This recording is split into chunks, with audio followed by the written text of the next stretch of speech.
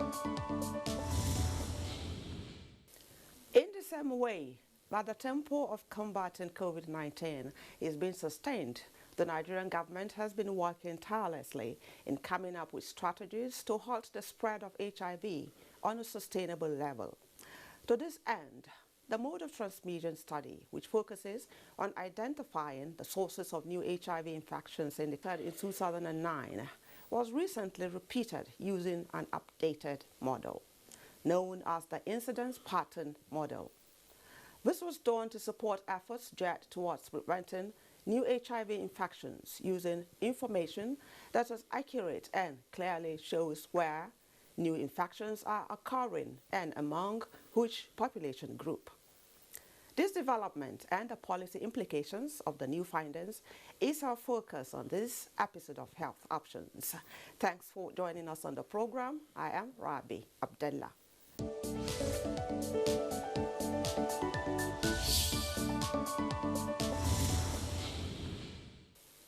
If you are just joining us, this is Health Options, and our focus is on the new mode of HIV transmission pattern in the country and policy implications. My guest is the Director General, National Agency for the Control of AIDS, Dr. Gambo Aliyu. Thanks for joining us once again on Health Options, Dr. Aliyu. My pleasure to be here. Okay. Thank you. Yeah.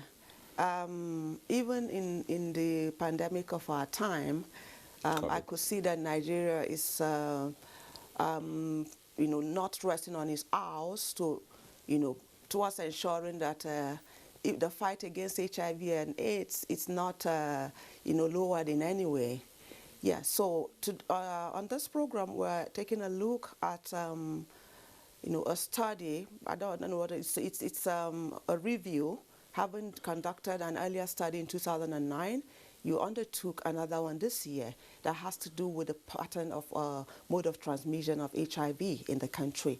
So let us into that. What's that all about? Thank you. For the last, let me say, 3 to 4 years now, HIV program in Nigeria has been largely data-driven. We look at the evidence on ground and we go after the information that is available. Because globally that is the trend. You cannot end HIV without finding out where transmission is taking place the most. And if you find out where transmission is taking place the most, you make an effort to stop the taps from running. And once that is done, the next one thing you do is to make sure that HIV is kept within individuals that have it. So no more transmission. If no more transmission takes place, then there will be no more new HIV infection and no additional people having HIV infection. The implication is that you got a mass number of people with the disease that you'll continue to use the medication we have now available to just make the virus disappear in them. We don't see it. If we don't see it, it doesn't get transmitted. And if we keep that pattern, then it will come to a time when virtually no one has HIV or very few people have HIV in them. And hopefully by that time, the scientific community may probably have the breakthrough of having a cure for HIV. Which group is transmitting the most? Before now, if you had asked me, what I knew had to do with the mode of transmission through that's known as that's prevention of mother-to-child. The mother-to-child transmission is one we knew had remained a huge challenge for the country. Has the scenario changed? Because you have a new study now. Has it changed? With the mother-to-child transmission, the scenario hasn't changed, and this is one of the areas we're focusing. Over the last couple of months, all our program and our discussion has changed now to pay more attention to mother-to-child transmission. We cannot dream of ending AIDS or having AIDS-free generation without continuing to produce kids that are HIV positive. That tab has to stop running. We have to figure out ways to reach out to pregnant women wherever they are, get them tested at their convenience, and those of them that we found to have HIV, put them on treatment, make sure we keep them on treatment so that their baby does not get it. And if their babies don't get it, we're hoping that we can keep that HIV within the mother, and just as we keep HIV within any other person that has it. That has been difficult simply because we don't get access to the pregnant women. Wow.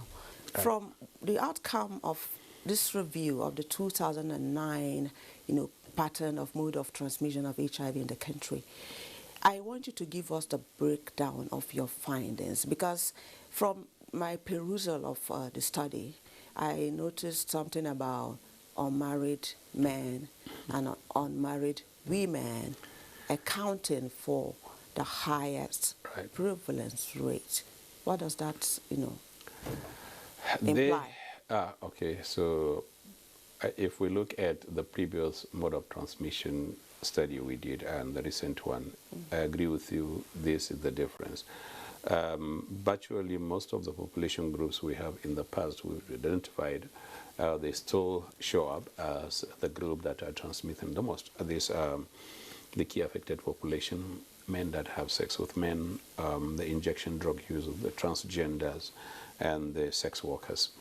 As well as the mother-to-child transmission we're having simply because access to pregnant women has been inadequate. In terms of percentage now, can you, they say this, with the percentages? Now, if we are looking at the transmission, yes, the higher transmitters are the key affected population.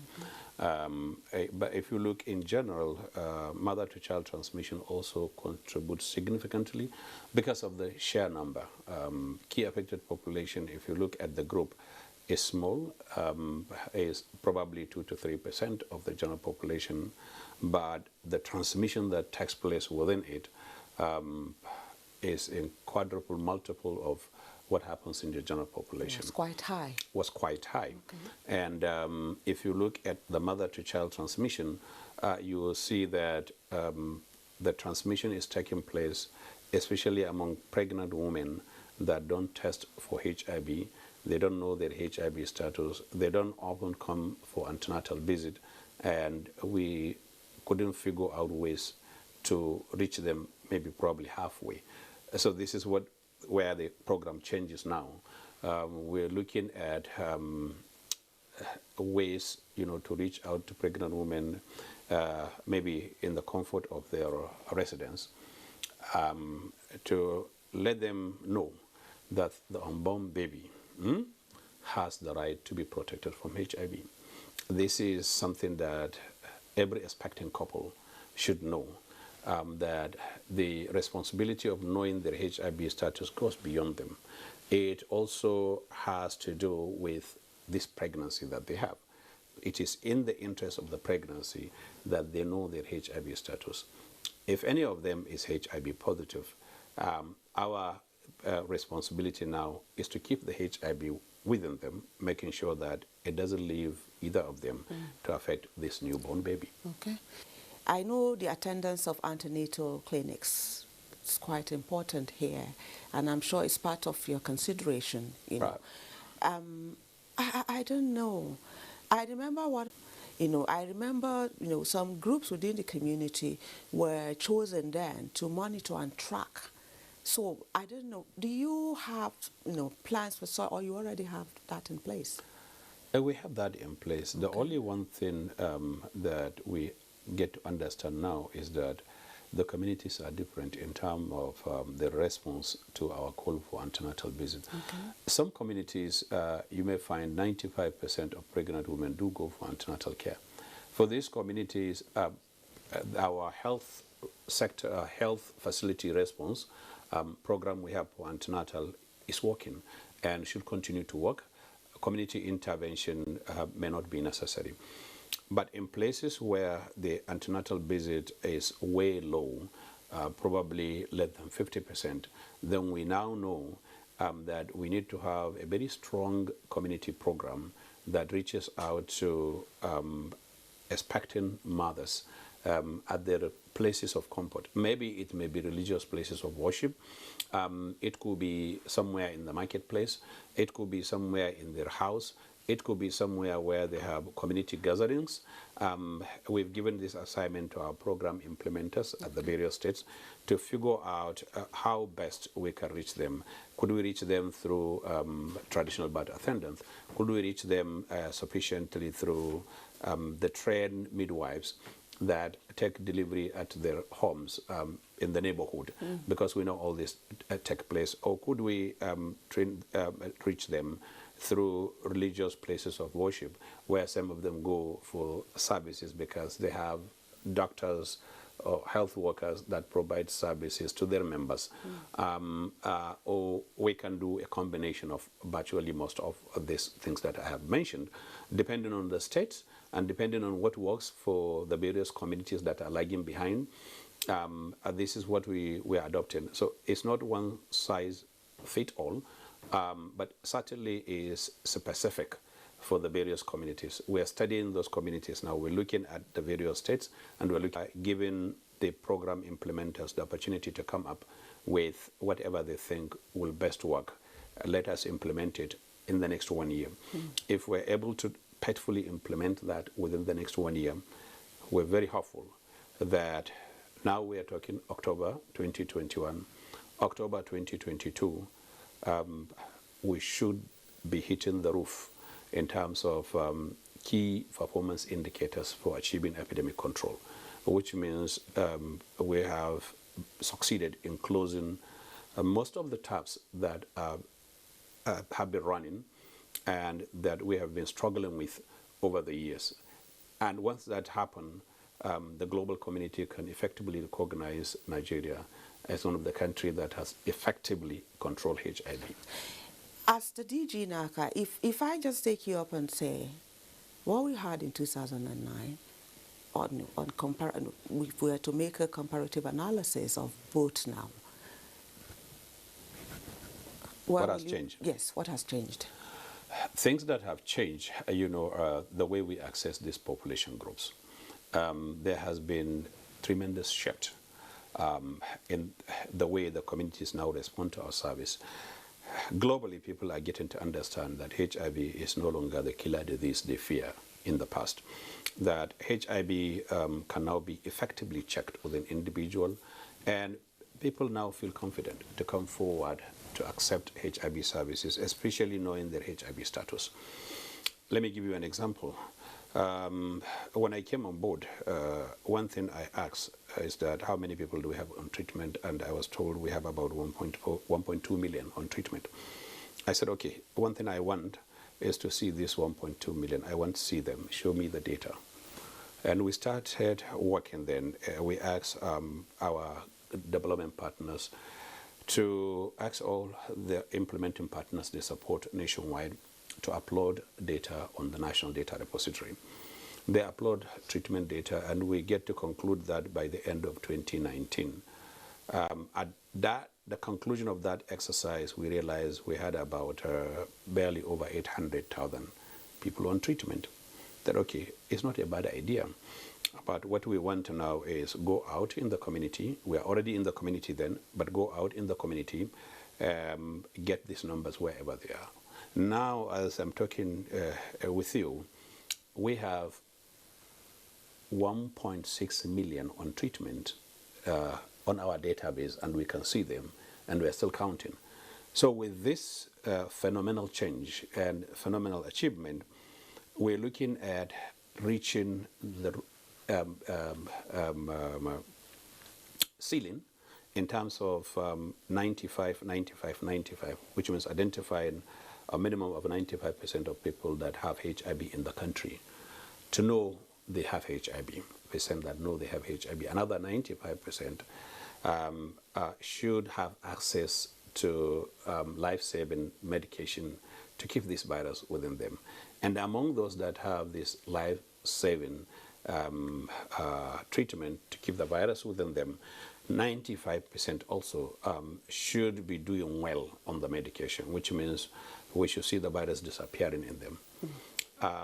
If you add 95, 95, 95, you're talking of about 80-something% will come down with viral load suppressed, which means when we look at the virus, we don't see it. Okay. So if we reach that stage, it means we have succeeded, or we are on the verge of succeeding in effectively checking transmission.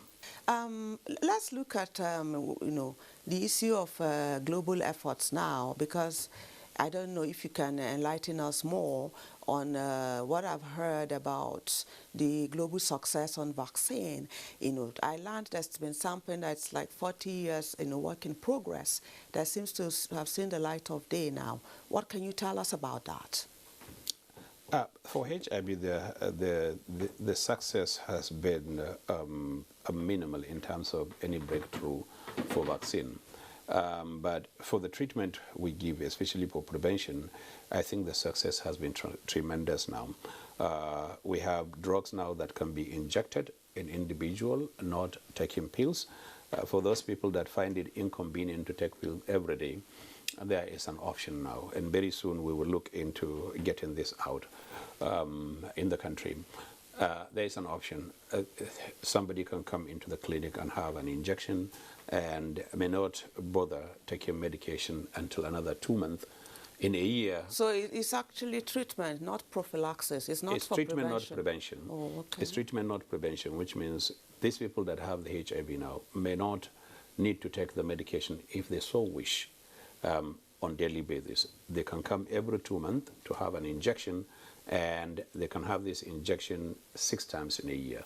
And that can effectively keep the HIV virus within them.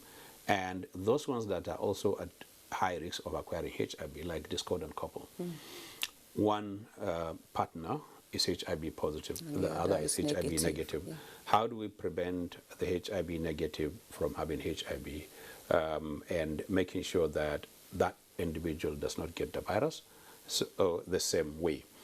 There is a trial that has been on for some time and has been recently stopped because of tremendous success that they got from the trial. This drug is now at FDA in the United States looking for license to be used in the United States, and by extension to be used in other places that may have interest in having them. So this has been a significant shift. Which Would means there be a country that will not be interested in having them, or are we going to experience the drug nationalism like we experienced with the COVID-19 vaccine? So you can never tell. There may be countries now that are probably working towards an alternative, and if they have an alternative and the alternative is working, they may not necessarily use one that is been licensed by FDA, just the way we see with COVID. But we are hoping that... But is Nigeria looking that direction? No, Nigeria is looking at whoever succeeds in getting something that proved to be efficacious, Nigeria is willing to use it. We don't have anything in the pipeline now at the moment that we can say is comparable to what these people have achieved at the moment. We're just waiting to see data on this success, to read more about it, and to see how we can take advantage and use it on our people, so that HIV is effectively put in check. Okay, I'm sure with the advent of the injection, a lot of more people will be more cooperative, because not really many, are keen on taking drugs and all of that. But yeah, and it will reduce the stigma, because some people, it's not that they don't know they have HIV. They know they have HIV, but they are finding it extremely difficult to come to our facility to take these drugs, maybe on a monthly basis, or 2 monthly basis, or even 3 monthly basis. They just don't want to come. So if they don't want to come, we can find means to take this medication close to their communities, community pharmacies, locations, clinic near their places. This is what we call community ART, which is on, actually. We have a pilot project that is on and has been successful. So there are various options to which we can have this medication delivered without person coming to facility actually to take them. If the facility kind of expose somebody to stigmatization and discrimination. And on that issue also we're working to make sure that health workers nationwide that provide services on HIV are significantly or sufficiently enlightened on the dangers of stigma and discrimination and disclosure, unapproved or disclosure that has not been consented. Some of them can actually take somebody to jail or can have a combination of fine and jail. So we want to make sure that our health workers are fully aware and they are fully cooperative. Okay. On a final note, Dr. Gambo, there used to be so much emphasis on, adolescent education, where HIV and AIDS concerned then, back in those days. And it's gets me worried when, even at this moment, I've had stories of, secondary school students who indulge in sex, and at the end, someone is coming out with unwanted pregnancy and all of that. What are we amplifying that, or how are we doing it this time around? So we're looking at, because these people you're talking about, especially those ones we see in our mode of transmission, those below the age of 25, usually 20 years to 22 years, that are having the virus transmission now, part of the group where the tap is running, are people that usually they don't connect to our conventional programs. They hardly watch this kind of program we do. Yeah. They are social media. Exactly. So we're coming up with programs that will address that, to see how we reach out to them and how we get some of their groups or associations to work with us and to find them where we can best get them and to get them to listen to us and, buy this idea of, one, knowing their HIV status, and two, whatever the status turn out to be, whether it is positive or negative, they have a duty or responsibility. If it is negative, we now teach them how to remain negative for the rest of their lives. They should be part of the conversation, because you have a bigger challenge in your hands now with social media. Right. Young people are visiting sites ordinarily they shouldn't visit. Yes. And, that had come with so many, there are consequences for some families. Yes. Yes. And you see, a lot of things is taking place at the same time. Sometimes the way these things are happening is so fast that it goes beyond, or at the rate higher than whatever program you have in place or intervention. Is something that program alone cannot do. We need the community to help. We need parents to help. Don't just leave your kids like that. Talk to them. Engage them. If you don't talk to them, you don't engage them, someone else will do. And someone else will talk to them and engage them in a ways and manners that you don't like. So we should start doing that if we're not doing. But if we're doing, we should do more.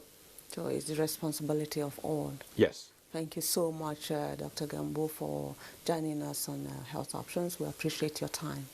My pleasure. Thank you.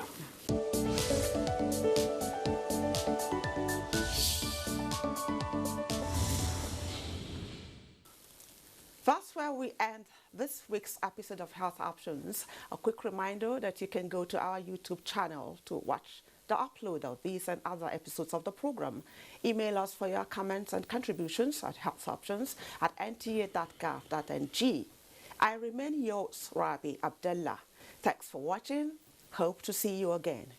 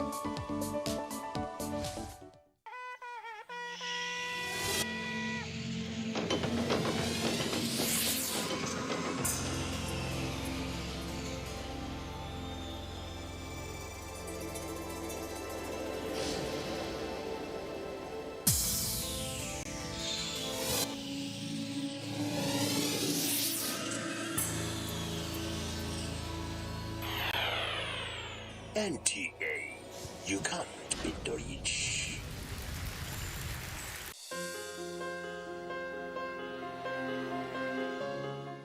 The vaccine offers hope for a safe country free of coronavirus. I urge all state governments, traditional and religious leaders to take the lead in the mobilization effort within their environment and spheres of influence.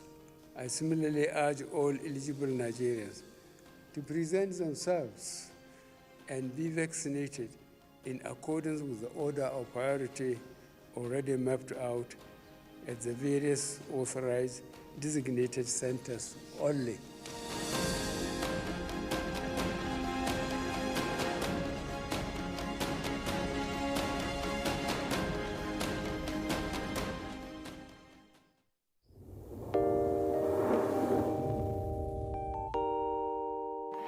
When there's a child out there that's not getting the same that your own child is getting, the difference will tell, and there will come a time in the society where that child is going to take its pound of flesh. Where you can actually, everything from watching a program with the child, you can start up the conversation from something on the TV and say, oh, you know. For me, it's like, hurry up with this business. And the other one said, Auntie, it's not about me, it's about the guys. They're not ready to marry. Yes. If she wants to ask something, no, I know my mother very well. In fact, the most interesting one is when I put up pictures on WhatsApp, you know, Snapchat filters and all that, she will call me, remove that picture. There was a day I got tired of all that and I said,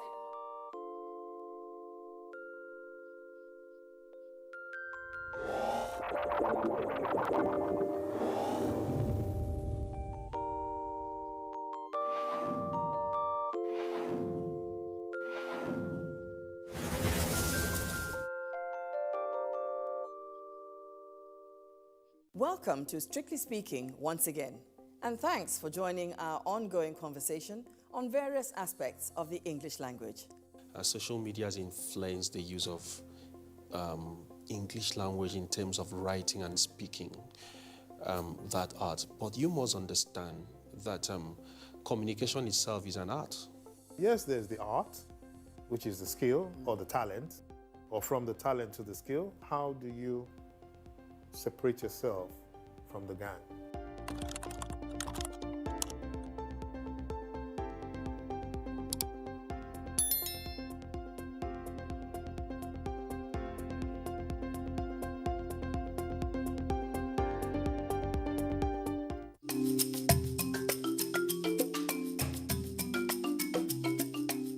did you get to see the way Telebabadu pulls this? Don't forget to send in your messages. There's a difference between picking, child, and issue. That is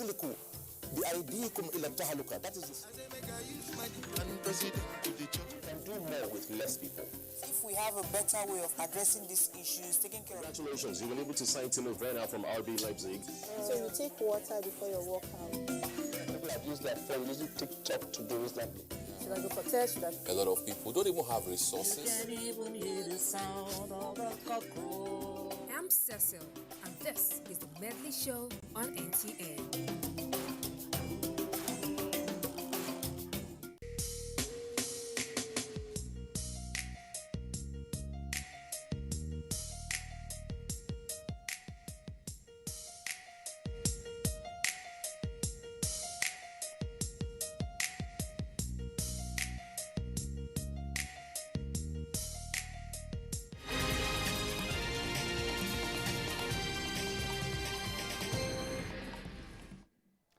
Hello again, here is an update of the news. I'm Dennis Adigunloyo.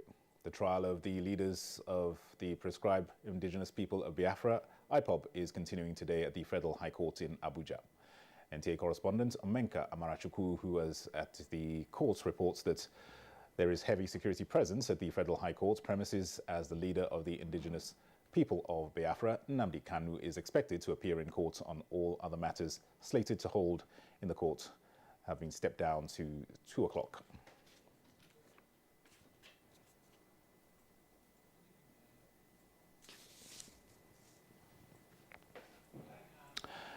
Implementation of the Hyperdeck Needs Assessment exercise reports will go a long way in addressing the challenges associated with the perennial flooding in communities covered by its work. This was the submission of stakeholders at an engagement hosted by the Commission in Birnin Kebbi.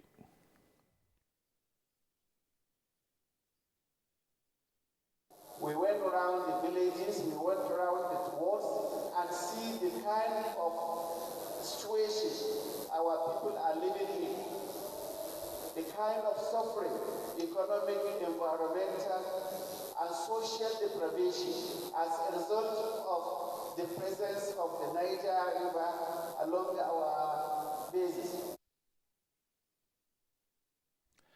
No fewer than 210,000 underprivileged persons in Osun have been benefiting from the state's food support scheme, an initiative of the Governor Oyetola-led administration, as 5-kilogram bags of wheat are currently being distributed to another 30,000 vulnerable people across the state for the October edition. And what is most important is the distribution strategy. The committee will ensure that you can't take twice. We have to ensure that expanding it will require the necessary intervention so that it can have universal acceptability. Well, that's an update of the news for now. Do join us for more news coming up at 1. I'm Dennis at Digunloy. Good morning.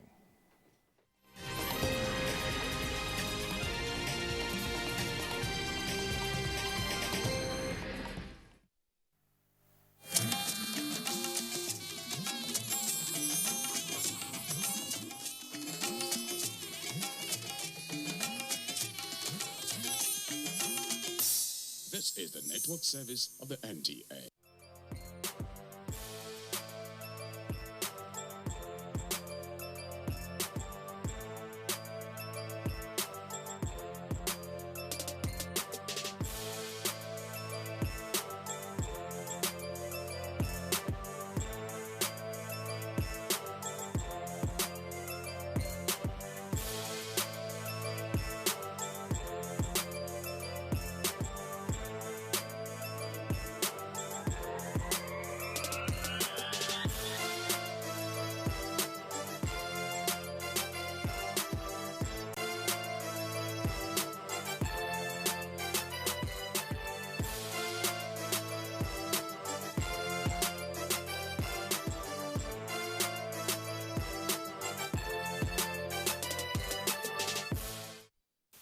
Gone are the days when formal education was the only emphasis for young people in Nigeria.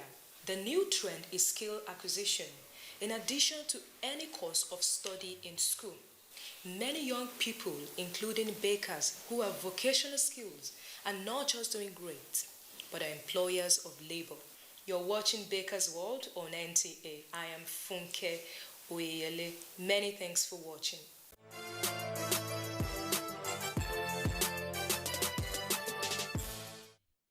This episode offers an opportunity to explore bread and pizza recipe. If you have any interest in starting a baking business, this is a must-watch for you. Our guest is a professional baker who has been able to translate our hobby into a baking career. You'll get to know more about her in our conversation segment. All these and more for you on the show. Don't go anywhere. We'll be right back.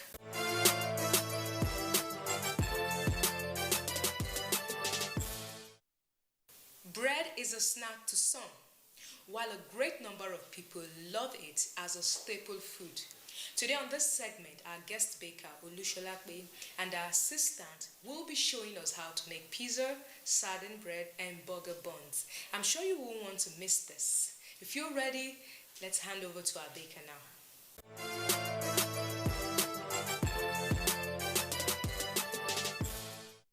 Before we start baking today, we're going to wash our hands because we're using our hands for a lot of things that we'll be doing.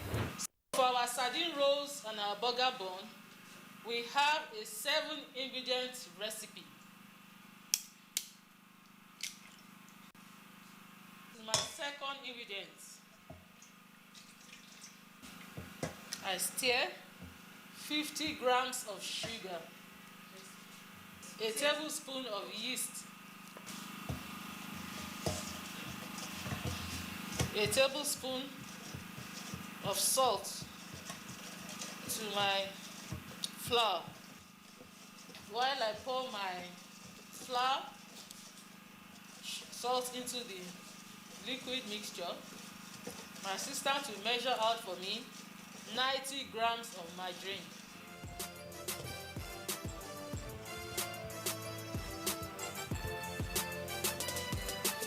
At this point, my mixture is getting thick. I'm going to add my margarine to help soften the thick mixture while I use my hand to complete the mixing. And then I can add my remaining flour gradually. At this point, I will transfer my mixture to my mixer to mix using my dough hook to complete the kneading process.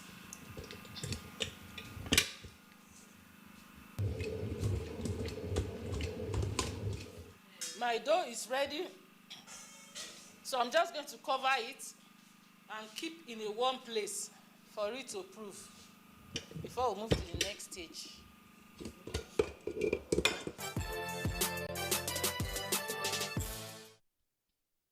The pizza dough is what we are looking at next. I would start by measuring my water into my bowl. I add 3 tablespoons of oil. Let's measure 375 grams of flour, 1 tablespoon of sugar, then my yeast. Lastly, we're going to add our salt. Time to add my flour and salt into my water. I'm going to use my dough hook to knead. Our pizza dough is not as stiff as a lot of other bread doughs. So we're going to add a little oil to our pan before we transfer our dough.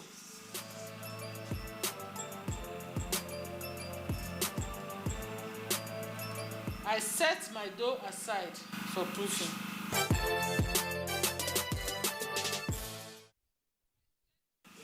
Now our dough is ready and proofed. As you can see, I'm going to knock it down. To knock out the air, I bring it out onto my work table. A little flour here so that it will not stick to my table. So we're going to be making burger buns from this, as well as sardine rolls. Our burger buns works with precision in the weight. So I'm going to use my scale to measure 100 grams each. Each burger bun will be 100 grams. I have 400 grams each here. I'm going to roll it into a ball shape. When molding your dough for any bread, you have to ensure that your dough is tight so that the under of your burger bun will be smooth. You roll it, rub it on your surface. Roll it, rub it on your surface so that the under will be smooth. When baking your burger bun, please bear in mind you need a spacious pan. Your burger buns need space so that they can come out individually. I'm going to also flour my pan lightly. Flouring my pan. This pan can take about 6 or 8 burger buns. I'm going to spread out this 4 that I have here from this particular mix. You can see that the buns are well spaced so that they can bake evenly and individually. This I set aside to proof again before baking. The proving this time around would be a mild one, not as long as the first time.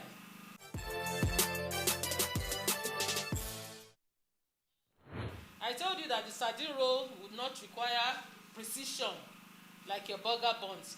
So I'm just going to shear my dough into 6. So you can see I've sheared my dough into 6, not necessarily measuring them. At this point, my assistant will bring the sardine while I flatten the dough. He's going to drop a little sardine in each. We're adding sardine to the center of our dough. Now, I'm going to fold them over. Please bring the pan. I'm rolling my dough into balls before I start to arrange into my pan. When rolling into ball, make sure your sardine is not exposed and make a neat ball.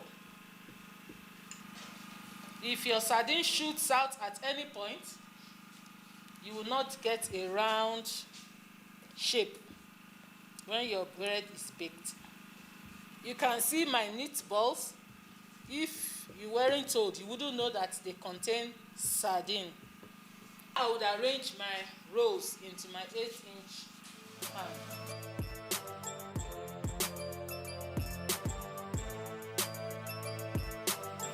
So my assistant will set it aside to proof for about 20 minutes.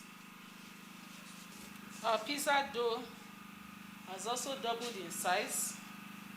It is proofed. We're going to prepare the toppings before we put the dough in our pan. So that's our cheese. It's grating it using the small size of the grater. Our pizza topping will be our beef and our sausage meat. So I'm going to cut it into bits. Remember, you can garnish your pizza with whatever you will. Next, I prepare my sauce. The choice of sauce for your pizza is also at your discretion. It could be Italian dressing, oyster dressing. Today, however, I'm going to be combining 1 or 2. Here with me, I have my barbecue sauce. I'm going to add in my tomato ketchup. Then I'm adding my sweet, spicy sauce. Thereafter, I mix the 3 together. Next, we're going to be cutting our vegetables. We're going to be cutting our onions. We have our bell pepper, which I will cut myself. You can see that our dough has proved further. We are ready to put it in our pan. Please bring the 2 pans. Before we put our dough in our pan, we are going to oil the pan generously with our oil, not margarine this time around. You can see that my dough is soft, but not sticky to my pan because my pan was well oiled. You can see I'm sprinkling a little flour to firm up my dough. I'm taking the measurement because I'm going to share into 2.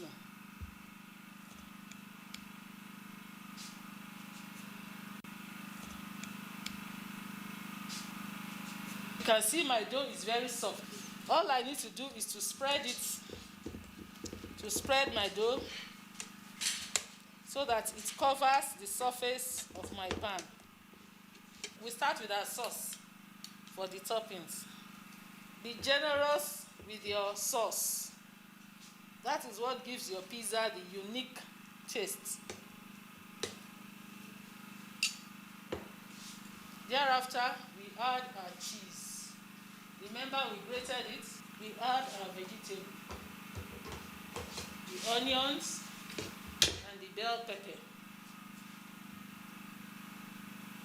We add our sausage or chicken franks, as it is called. Next will be our shredded beef, our minced beef.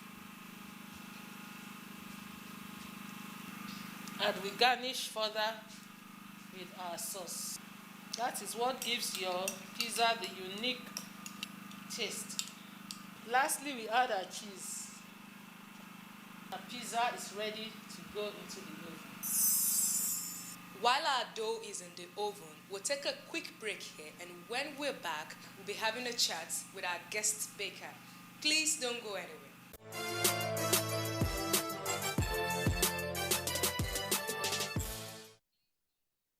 When I realized that I had a passion that wouldn't go away for baking, and when I realized also that people appreciated the work, the cakes I made for them, and were willing to part with some money for it. Our guest today is a creative and pleasant baker. Oluwashulakpe Bamijoko is a microbiology graduate, born in Lagos State on the 16th of January 1972. She obtained her first degree from the University of Ibadan in 1994 and proceeded to the University of Lagos, where she backed her master's degree in humanitarian and refugee studies in 2002.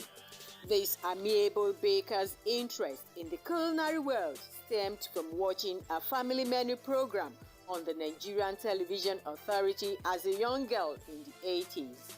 She is a wife and mother of 3 children. Her brand, Creative Fingers, has produced cake and confectionaries for events and milestone celebrations. Join us as we welcome our guest baker, Oluwashulakpe Bamijoko. You're welcome back. You're still watching Baker's World on NTA. Today I have with me our guest baker. She's a woman who turned her hobby into a baking business. She's a woman who is used to making hot cake, and now today she's become a hot cake in the baking business herself. You're welcome to the program, madam. Thank you. The first thing I want to ask you, you were always baking. It was a hobby. You were doing it for people. How were you able to turn it into a career today? As you know, I bake for people's occasion, their birthdays, their weddings. I realized that people liked my creativity. When I eventually turned it into a profession, I needed to follow up with 1 or 2 trainings in cake making and decoration. I also needed to put some structure into place. There were reports during the lockdown that a lot of people were ordering for bread because they had to stay at home. Now, what I want to ask is, given the situation and the caution for health and safety during that period, how were people still able to say, oh yes, I'm going to trust the source of bread and order bread and still eat it during this period? Yes, during the lockdown, especially the initial stage, there was a high demand for bread. I would say instead that people now are more confident in the bakery business. People are more confident in bakers because they know that there are regulatory bodies like NAFDAC that regulate the operation of bakeries to ensure that the bread coming out of bakeries is fit for consumption. I'm glad you mentioned the regulatory body. Now, as a consumer of bread myself, if I pick up a bread from the shelf, what are those simple things that I can check on the label to ensure that what I'm buying is of standard and it's okay for me to consume? You should be able to look at the bread. Number 1, is it well packaged? 2, you check for the ingredients that were used to make the bread. Information to also look out for is NAFDAC number, which is the approval of authorities concerned. You should also look out, for any other special additive to the bread in case of allergy. Okay, you've been in this baking business for a while now. I know there must have been a lot of ups and there must have been a lot of downs. Can you share with us one of your first rookie mistake that you made? First rookie mistake that I wouldn't forget in a hurry was using deep color in the height of rainy season. The client requested for a cake to be decorated with navy blue, and by the time I finished this cake and decorated it, I went to the bakery about 2-3 p.m. to go and deliver, and then lo and behold, my cake was melting. What happened? It was sweating. What happened was that in the thick of raining season, you have to be watchful when you use dark colors, because dark colors take a longer time to dry out than ordinary lighter colors. Thank you so much. It's really been a pleasure having this conversation with you. Thank you. Pleasure is all mine. That was our chat with the CEO of Creative Fingers, Mrs. Olusolakwe Bamijoku. Our pizza and bread should be ready now. But before we get back to the kitchen, we have Baker's Gist for you.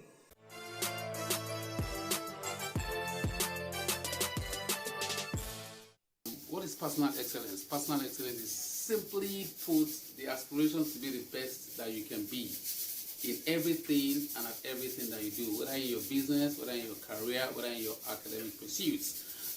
In my own pursuit of personal excellence, there are 5 areas that I would want to suggest that one can focus on. Number 1 is that you need to believe in yourself. If you don't believe in yourself, nobody else will do. Well, personally, I want to tell you that I've been able to achieve a couple of things that probably nobody have looking at me from the exterior. This is the network service of the NTA. We now join our outside broadcast crew for a live telecast. Please stay tuned.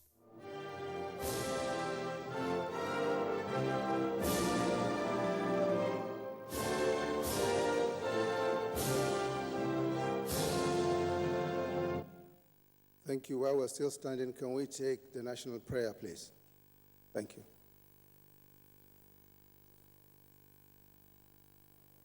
Okay. Let's open the event. Please sit down. Thank you.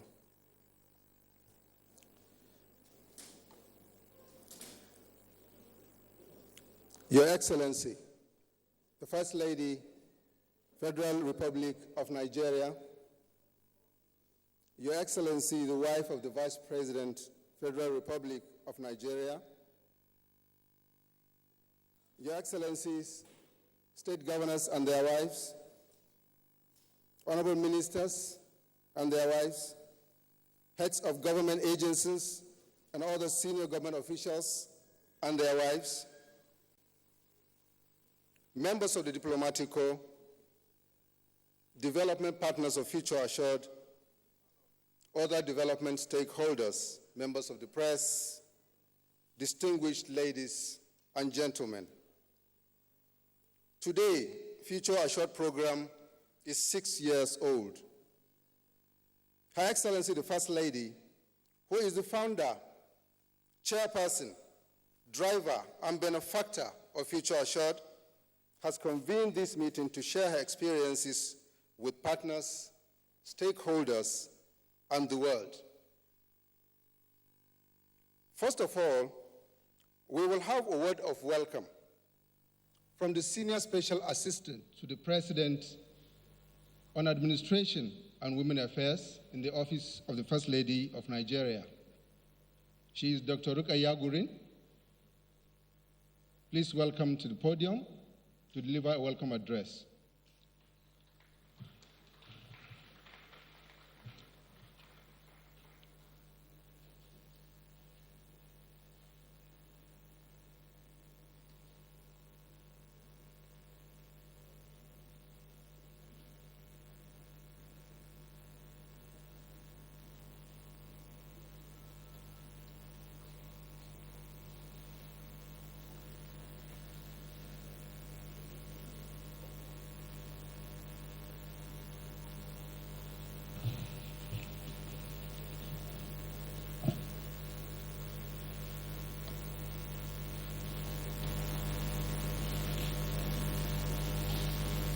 Your Excellency, the Vice President of the Federal Republic of Nigeria, Professor Yemi Osibajo and his wife, Your Excellency, the wife of the President of the Federal Republic of Nigeria, Dr. Mrs. Aisha Buhari, Your Excellencies, Governors of states present and your wives, honorable ministers here present and your wives, members of diplomatic corps, our development partners, distinguished guests, ladies and gentlemen.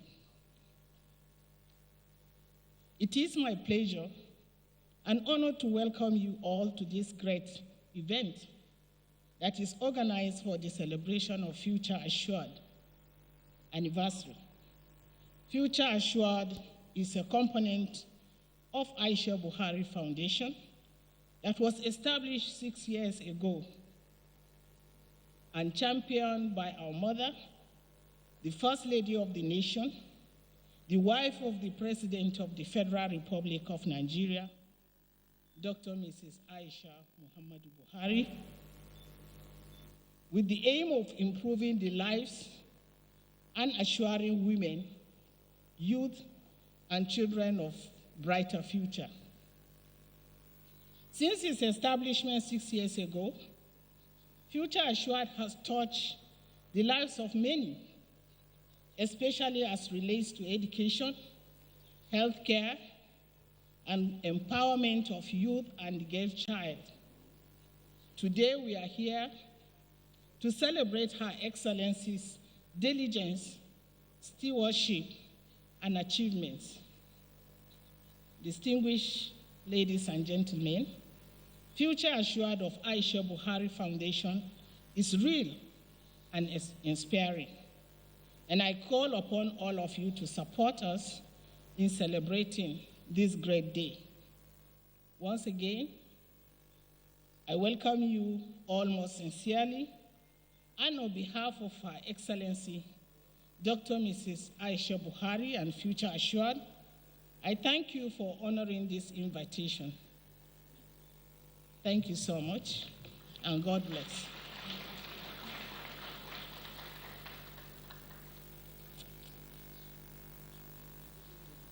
Thank you very much. That was Dr. Rukaya Gurin, Senior Special Assistant to the President in the Office of the First Lady. We will take two goodwill messages. The first one from the Honorable Minister of Health, who has been a partner of Future Assured from his days as Honorable Minister of State for Health. He's still with Future Assured. I would like to get some kind words from him at this occasion. You're welcome, sir.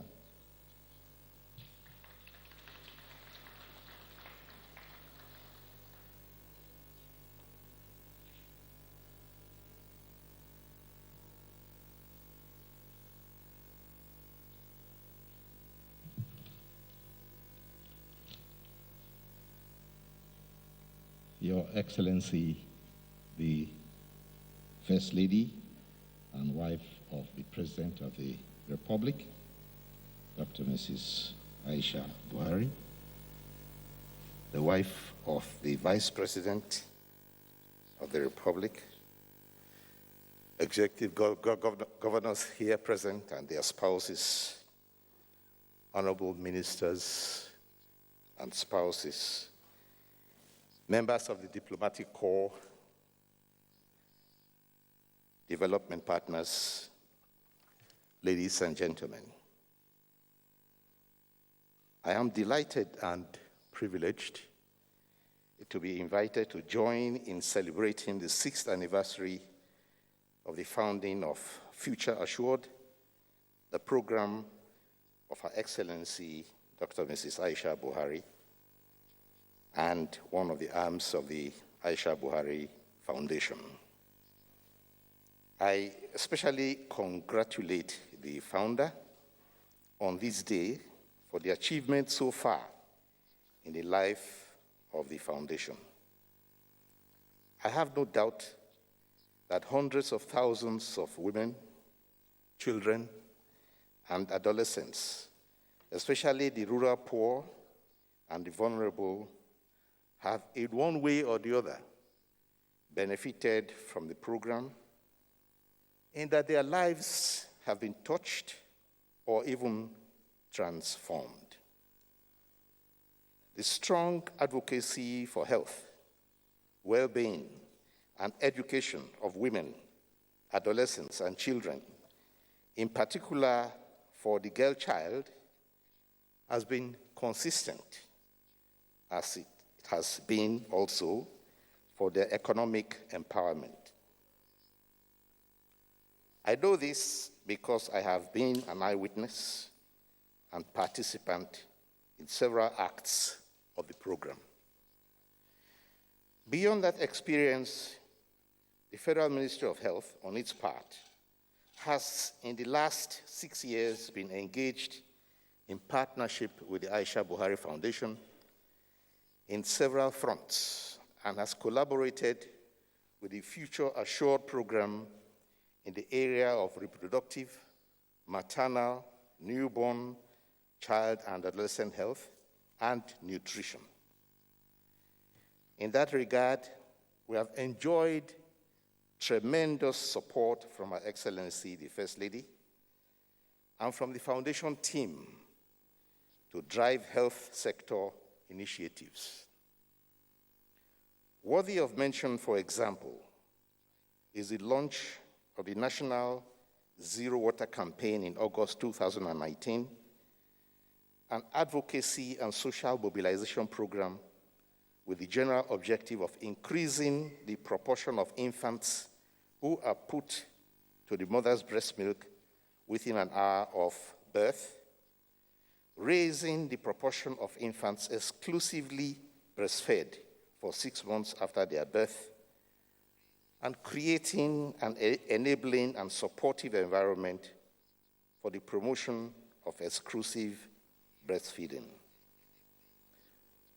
The Future Assured initiative also worked with the Ministry of Health to mobilize media participation in reproductive, maternal, newborn child health advocacy, as evident at the launch of the Stakeholder Partnership Coordinating Platform for Reproductive, Maternal, Newborn, and Child, and Adolescent Health and Nutrition, which included the engagement with media executives. I also recall with pleasure the meeting with nutrition stakeholders to chart a way forward and to encourage domestic production of ready-to-use therapeutic food, a major commodity for the treatment of severe acute malnutrition, which was organized by Her Excellency through the Future Assured initiative. My experience with the Aisha Buhari Foundation does not end with gender issues alone. I had the opportunity to see the First Lady at work at the onset of the COVID-19 pandemic in Nigeria, when the Ministry of Health was in a dilemma as to how to prepare enough treatment centers for the masses of sick people that had been predicted at that time for Nigeria. First Lady was one of the first persons to give us great relief when she commissioned the repurposing of a large hotel into an emergency hospital within a few weeks under her own personal guidance.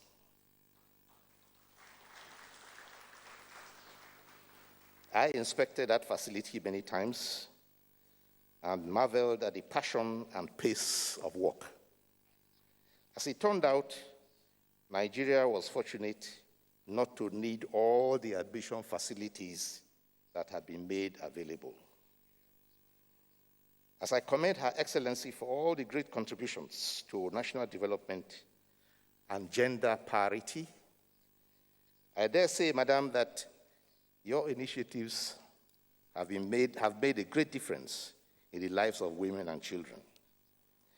The Federal Ministry of Health will gladly continue to support and work with your foundation to provide better health services for women and children and all Nigerians in general. We are on a drive we are on a drive towards achieving the President's priority of universal health coverage with one primary healthcare center in every political ward. We look forward to the support of the Future Assured program in this initiative. Finally, I wish to commend all the passionate team members of the Aisha Buhari Foundation. I wish you all a happy celebration. I thank you all for listening.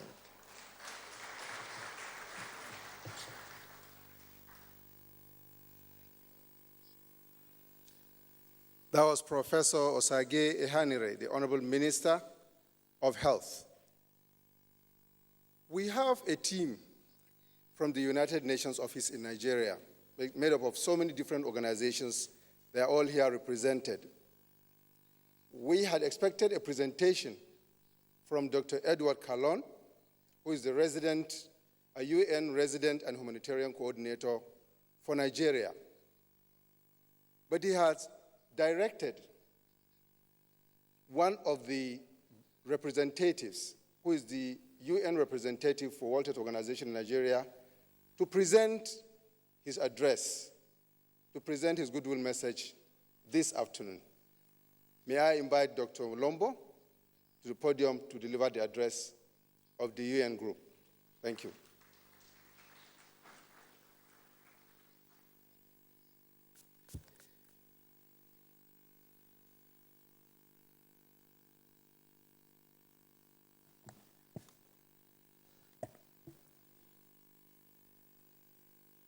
Your Excellency, the First Lady, wife of Mr. President of the Federal Republic of Nigeria, the wife of the Vice President, honorable ministers and their wives, state governors here present and their wives, my UN colleagues, other development partners, family and associates of the First Lady, Future Assure team, gentlemen of the press, distinguished ladies and invitees. It's a pleasure and an honor for me to speak to you today on behalf of Mr. Edward Kalon, the UN resident and humanitarian coordinator who is unavoidably absent. It's really my pleasure to be part of this important event.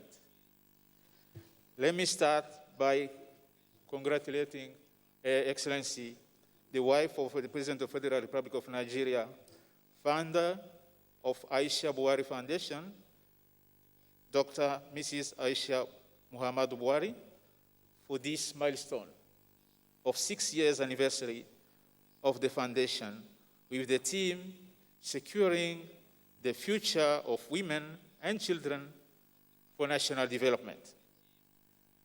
As we are all aware, health is not a privilege.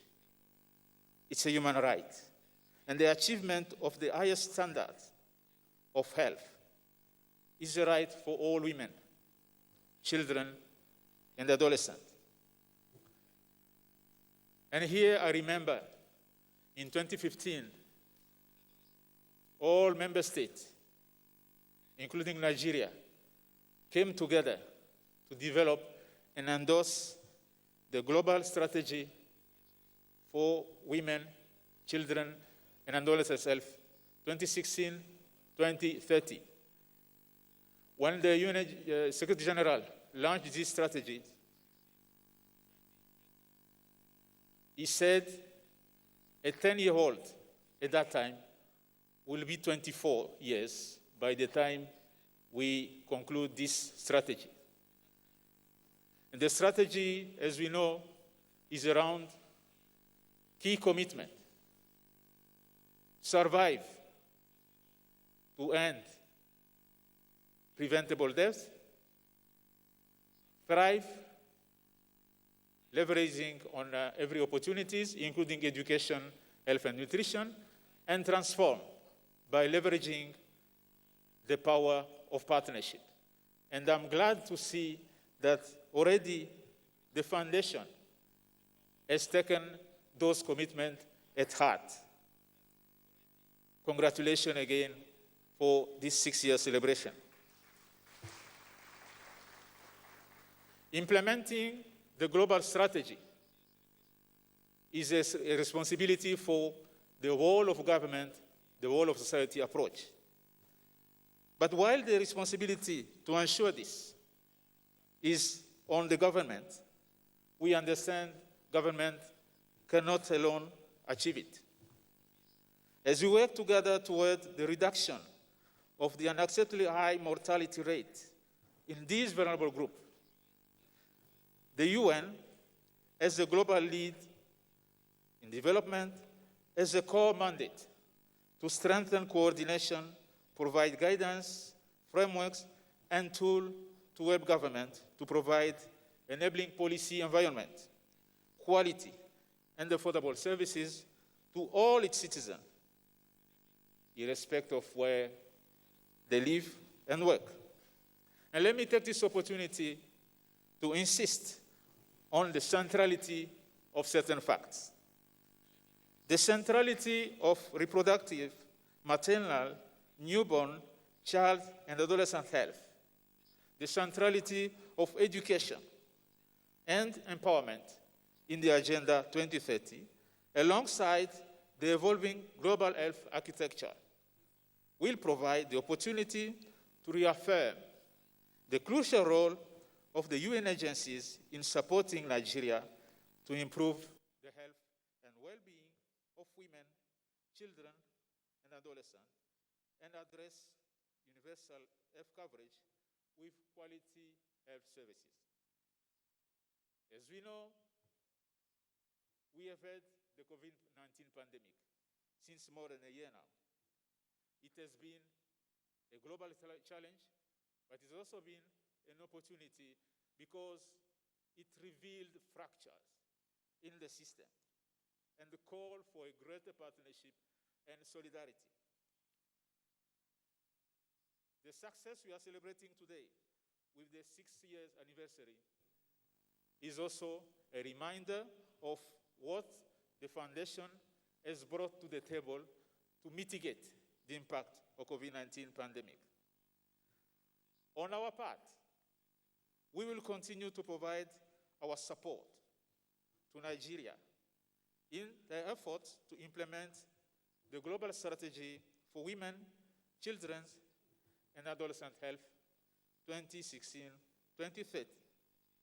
And by doing so, enable Nigeria to reach the target of the health-related sustainable development goal. As we collaborate effectively towards strengthening the multi-stakeholder partnership for women, children, and youth to achieve greater impact in Nigeria, we need to involve organizations from different societal sectors. And I'm happy to commit the UN system to partner with your foundation to achieve your goals. Also, we need targeted evidence-based advocacy engagement with the government and other sectors to implement the strategy in order to ensure better accountability and management for results as we move toward reaching our end game. Active community participation in advocacy and awareness will ensure better access, better awareness of right to health, and enable monitoring human rights through health interventions. As we commemorate the 6th anniversary of the Foundation today, let me reiterate that the UN is committed to promoting health, keeping the world safe, and serve vulnerable, particularly those in those brackets, women, children, and adolescents. We like to assure you, that will work with your foundation and the other sector of the government and society so that no one is left behind. Although the world has been faced with many challenges, our vision of a world in which all people attain the highest possible standard of health and well-being has not changed. We recommit to walking this talk with the government of Nigeria, with your foundation, with the other sectors of the society, particularly in the area where every component has its comparative advantage. I wish you success for the future of the foundation. I wish you all successful meeting today. Thank you very much for your attention.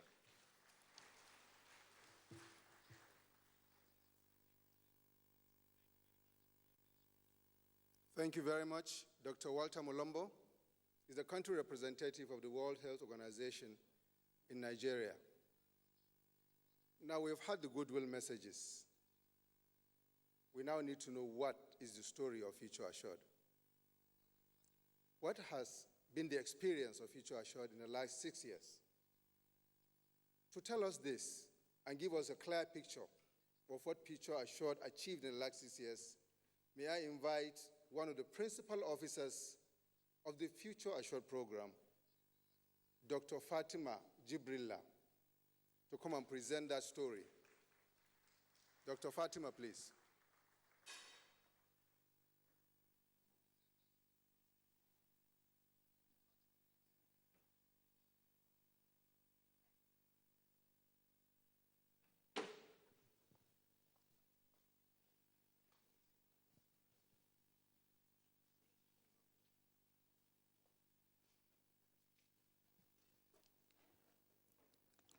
Your Excellency, the First Lady of the Federal Republic of Nigeria, Dr. Mrs. Aisha Muhammadu Buhari, please permit me to stand on the existing protocol.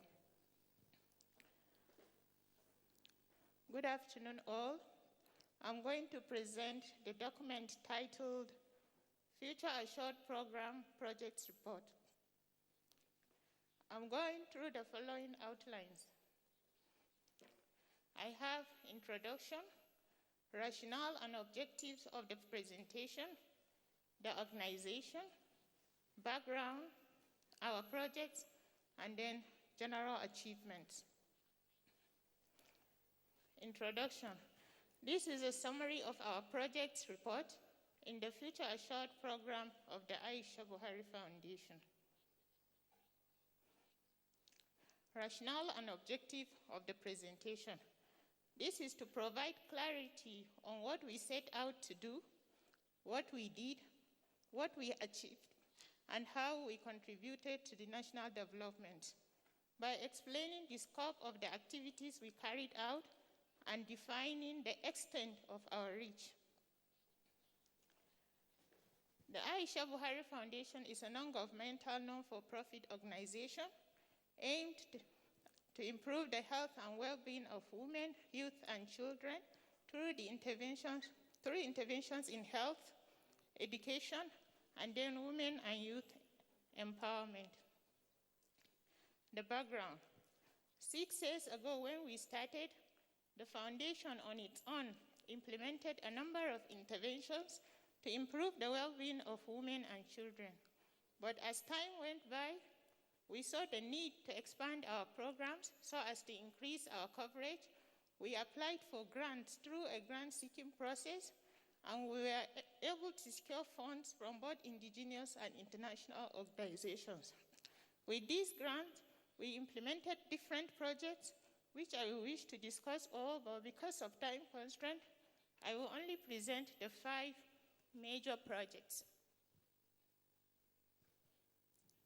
So our 5 major funded projects. The first project is titled Partnership for Advocacy. It is a 4-year advocacy project funded by the Bill and Melinda Gates Foundation to improve the reproductive, maternal, newborn, child, and adolescent health plus nutrition situation in the country in collaboration with the wives of governors. What did we do? In the project, we targeted the governor's wives and equipped them for strategic advocacy for RMNCAH plus N. How? Okay, so we developed and provided them with state-specific fact sheets, advocacy work plans, and workbooks, and we trained them on how to conduct advocacy. Also, we established the Governor's Wives Advocacy Coalition on RMNCAH plus N, a platform through which we provided technical support that guided their advocacy efforts. The project was implemented nationwide. What have we achieved? Prior to the intervention, not all governors' wives understand and appreciate the poor situation of RMNCAH plus N in the country, and they had no common RMNCAH plus N coordinated platform. Now, with the establishment of the Governor's Wives Advocacy Coalition, governors' wives were organized and trained to build their capacity on advocacy. In addition to the fact sheets, work plan, and the technical support, now they conduct RMNCAH plus N advocacy actively in their respective states. Okay, what are the lessons learned in this project? We learned that it is easy to assume that the wives of elected government officials have requisite knowledge because of status and position. However, not all governors' wives are familiar with the processes involved in implementing development projects. This is therefore necessary to carry out a sensitization and assessment to ascertain their interest, capacity, and knowledge. This is critical to their response, attention, and acceptance. We have realized that it is more productive to engage the governor's wives through a designated person from amongst them rather than separately as individuals. We advise that all initial engagements, including trainings, should be done preferably within the first 6 months of their assumption in office. The feedback from some of the governor's wives suggested that they would have done better if they were engaged early. It is sad that the variations in their availability and their ever-changing schedules makes it difficult to meet project timings and deadlines. In future projects, it is important to scale their interest and commitment by defining the roles they are to play so as to mitigate the excess loss of time.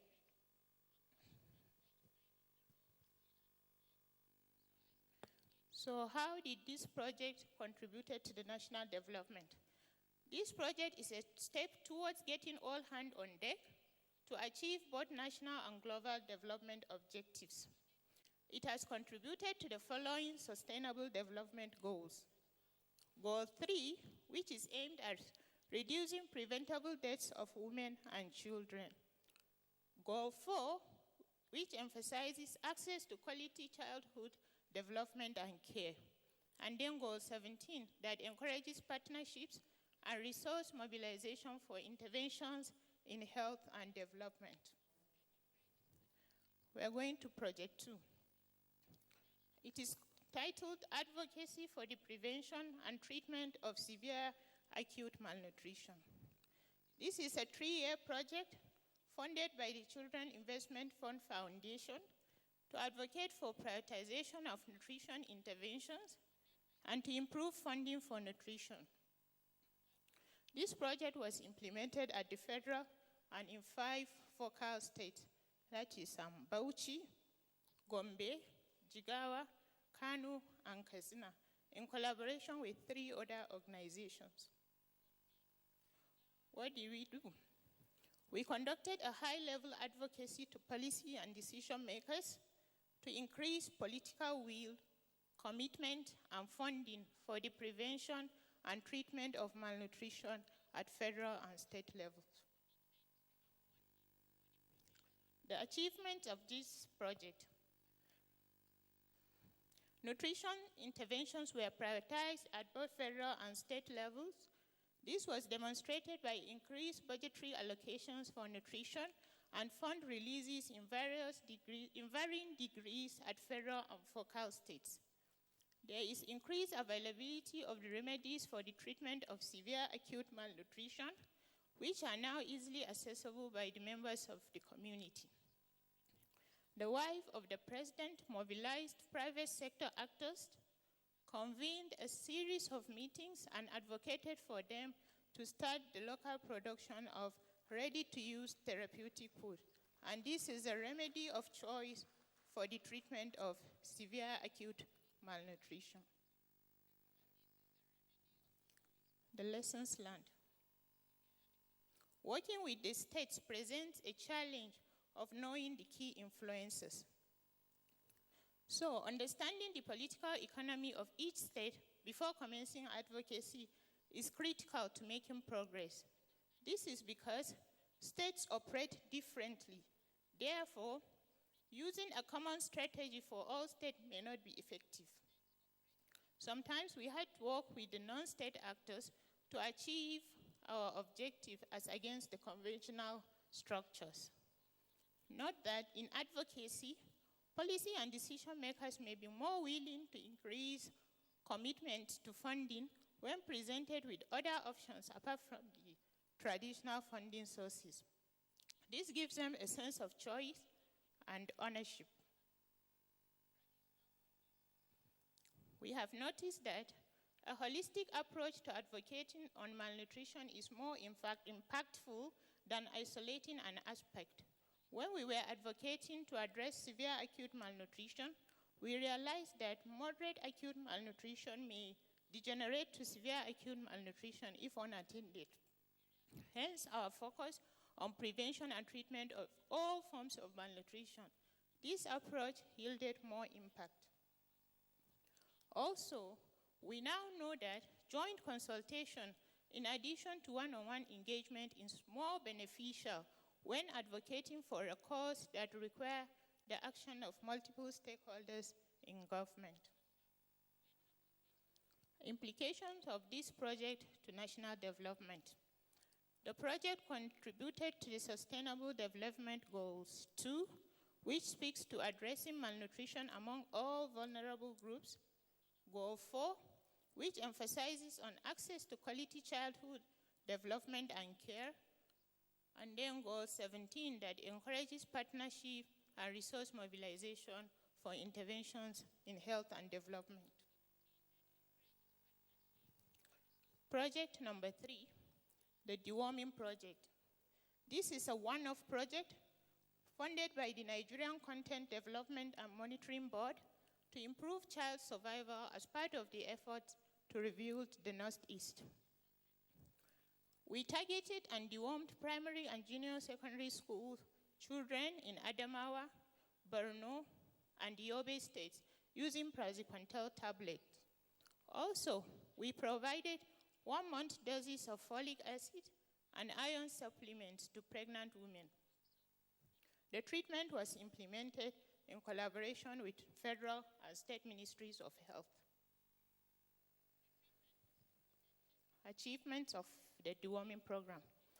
130 health workers, staff from State Universal Basic Education Board, and 888 teachers of primary and junior secondary schools in Adamawa, Borno, and Yobe, who were never trained on school-based deworming, were trained.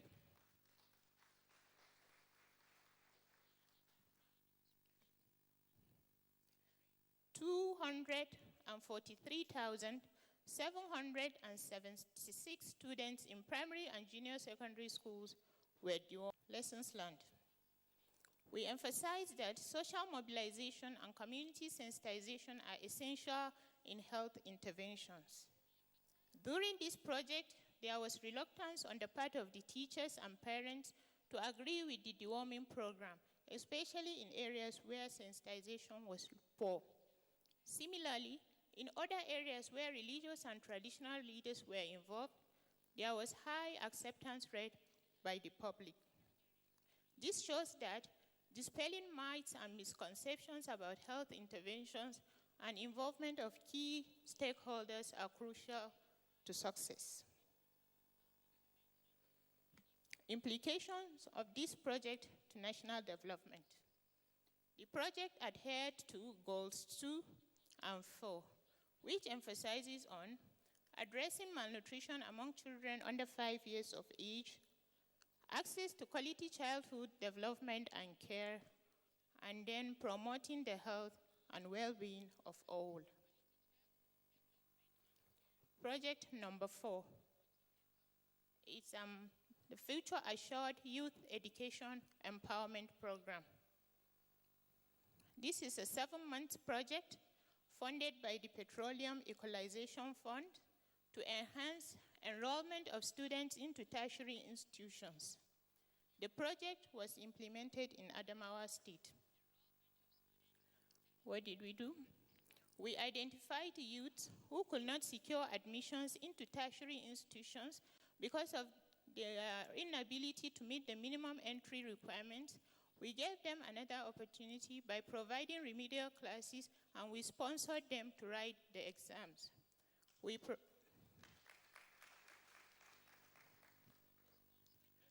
provided e-learning tablets with uploaded e-books, e-laboratories, and past questions, and we trained the teachers who equally taught the students how to use the devices.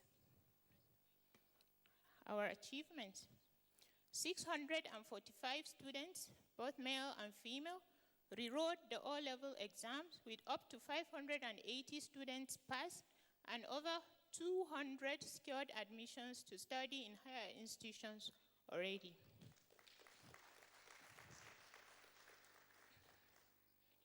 "45 teachers engaged in the project have been trained on digital literacy and can now deliver tutorials using modern teaching methods." The lessons learned: modern method of teaching using technology attracts the interest of both the students and the teachers, thereby simplifying the learning process. Teachers trained in specialized skills for the YEP, that's the Youth Education Empowerment Program, are happy to teach other teachers and students in their primary teaching environment, which are mostly public schools. We understand that education should not be left in the hands of the government alone. As Nigerians, we all have the responsibility to contribute to taking the youth out of the street and back to school.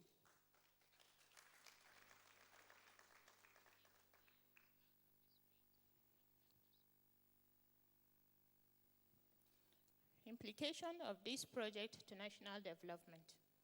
The project speaks to Goal 4 that requires all girls and boys complete free, equitable, and quality primary and secondary education. The project contributed to a reduction in youth redundancy by engaging them in academics. This may also have contributed to prevention of crime and social crisis. The project makes a case for e-learning, its introduction and acceptance as a primary and supplementary method of teaching.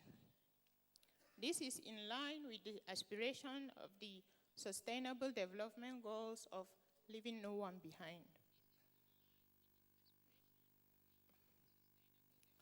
The fifth and the final project is the Nigerian Army Widows Empowerment Scheme. This is a 3-month project funded by the Nigerian Army to empower widows who lost their husbands in the course of service. This project was born out of the confidence built among stakeholders as future assurers, and then 3 women graduated as farmers. Some of them have set up their businesses and they are now employers of labor.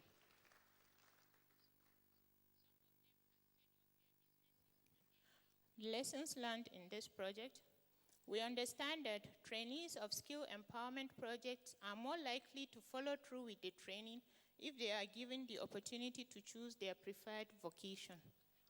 We also realize that it is not enough to provide skills and startup equipment. Training on financial literacy and mentorship is required for a stable business and sustainable economic growth.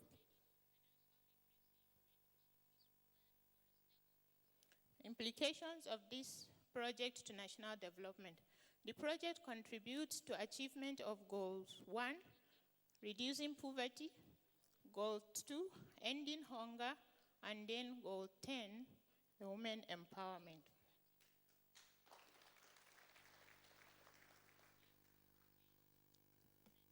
Okay, these are our general achievements from both the funded and non-funded projects. Going by our assumptions, we want to believe that in the 6 years of Future Assured program, we have reached and improved the health of millions of people through the establishment of health facilities, revitalization of maternal, newborn, and child health weeks, and through our medical outreaches. We have promoted the health of millions of people through our Future Assured radio and TV health programs, jingles, behavioral change messages, and through community mobilization events. We have empowered hundreds of youths through our educational empowerment programs, such as the YIP tutorial class and the public speaking programs. We have transformed the livelihood of millions of people through our income-generating activities that included the vocational skill acquisition trainings, conditional cash transfer scheme, distribution of startups, either in cash or equipment, such as the tricycles, sewing machines, grinding machines, etc., etc. We have supported millions of people through our humanitarian services that included distribution of palliatives and payments of medical bills of the less privileged.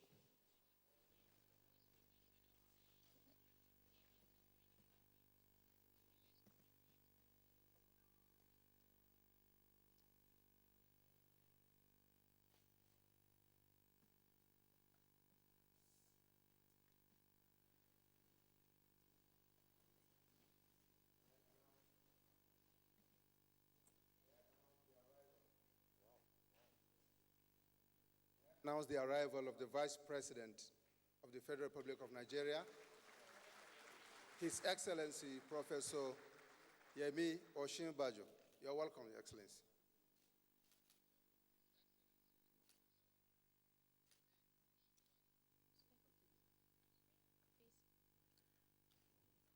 Okay. We have transformed the livelihood of millions of people through our income-generating activities, such as the vocational skill acquisition trainings, conditional cash transfer scheme, distribution of startups, either in cash or equipment, such as tricycles, machine, sewing machine, grinding machine, etc.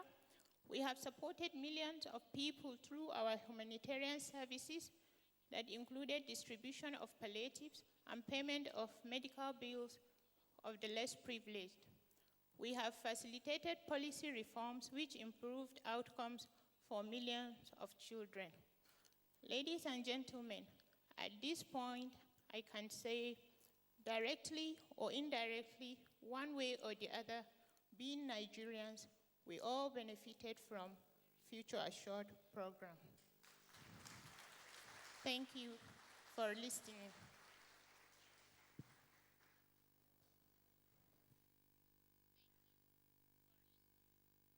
Thank you very much, Dr. Fatima.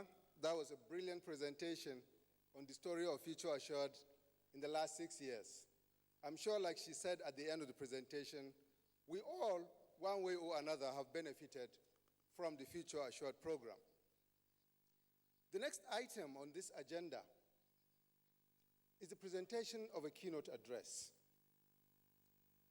by someone who, like his principal, is an inspiration to good leadership. A scholar, a teacher, an advocate, and Vice President of the Federal Republic of Nigeria. Professor Yemi Osinbajo will present the keynote address at this event. He came in the nick of time, but his timing was perfect because we were about to take his paper when he came in.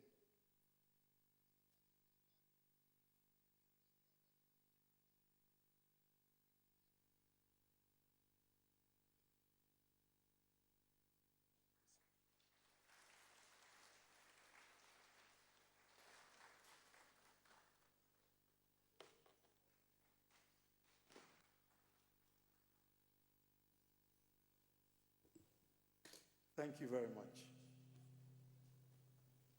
Your Excellency, the First Lady of the Federal Republic of Nigeria, Mrs. Aisha Buhari, my dear wife, Her Excellency Mrs. Dolapo Shibaju, Her Excellency the Governor of Kogi State, Alhaji Yahya Bello, Your Excellencies, wives of state governors present, the wife of the Secretary to the Government of the Federation, the Honorable Minister of Health, Dr. Sagi Hanire, the Honorable Minister of the Niger Delta, Chief Godswill Obota Pabio, wives of ambassadors, and Your Excellencies of the Diplomatic Corps,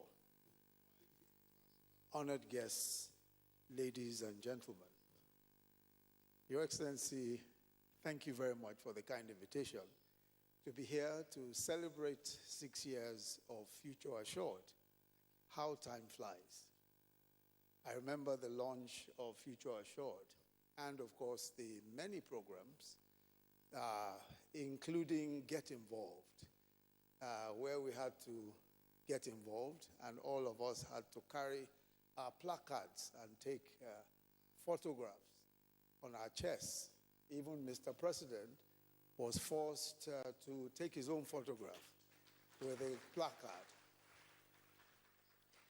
But more importantly, the happy faces of women and children, flood victims in Kogi, in Kebbi, in Niger states, who received food and other relief materials from the Get Involved initiative. The educational initiatives, especially the Youth Education Empowerment Program, YEEP, where a number of young people were given, and plans also in place to give them tutorials in WAEC, NECO, NAPTEP, and JAM. And of course, the support for girl-child education. Support to IDPs that return to their communities with relief materials, including foodstuff, clothing, beddings, building materials, building of schools and orphanages in Maiduguri, especially distribution of Future Assured packs here in Abuja hospitals, free health screening in Kogi, especially in conjunction with the Kogi Women and Youth Advancement Foundation. I can see that Governor Yahya Bello is clapping more than everybody else today.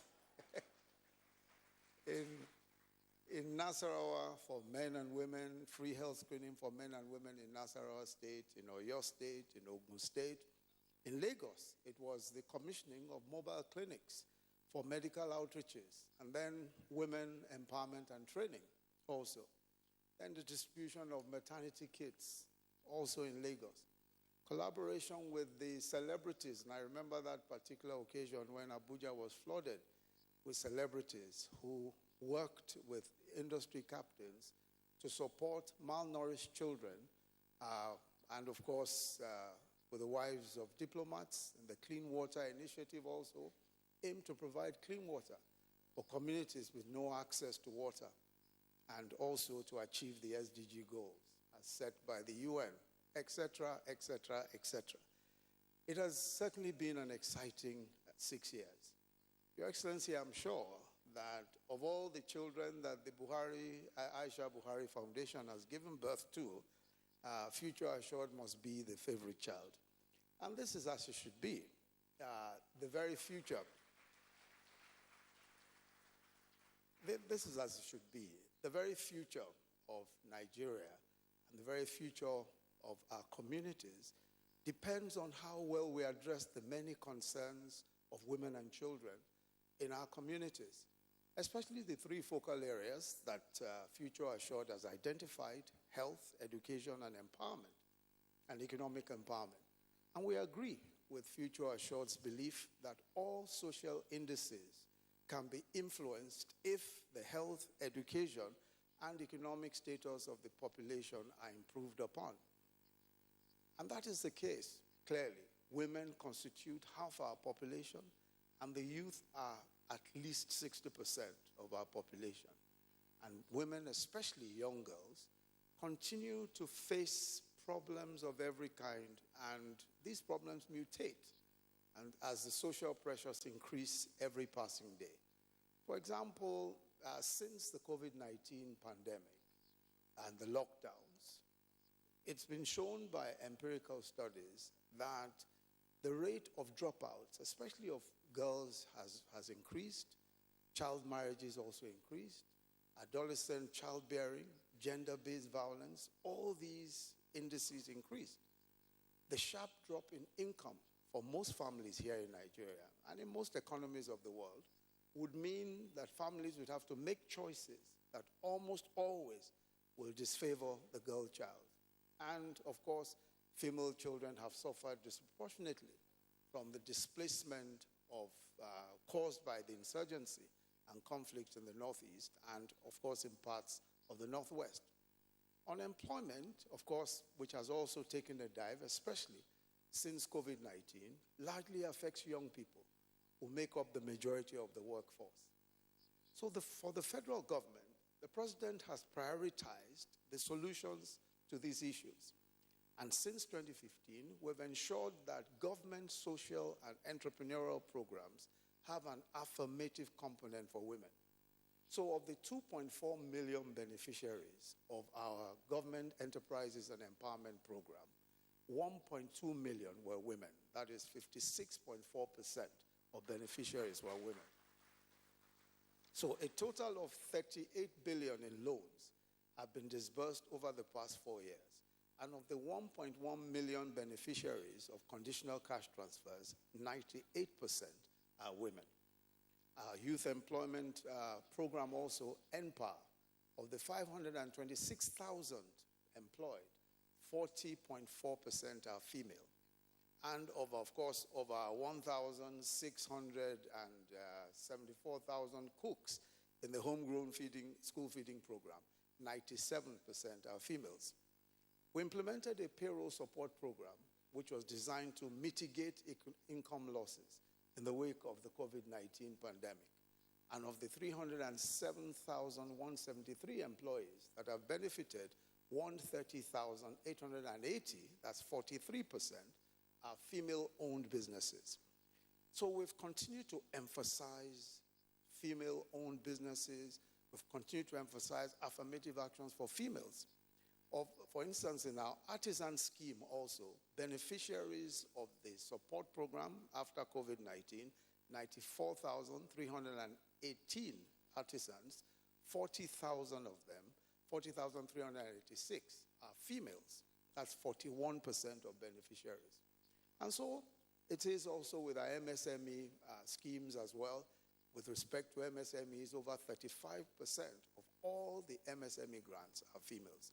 And all of these are deliberate affirmative actions to ensure that females benefit proportionately, and where they are not able to benefit proportionately, at least fairly, in the distribution of these programs.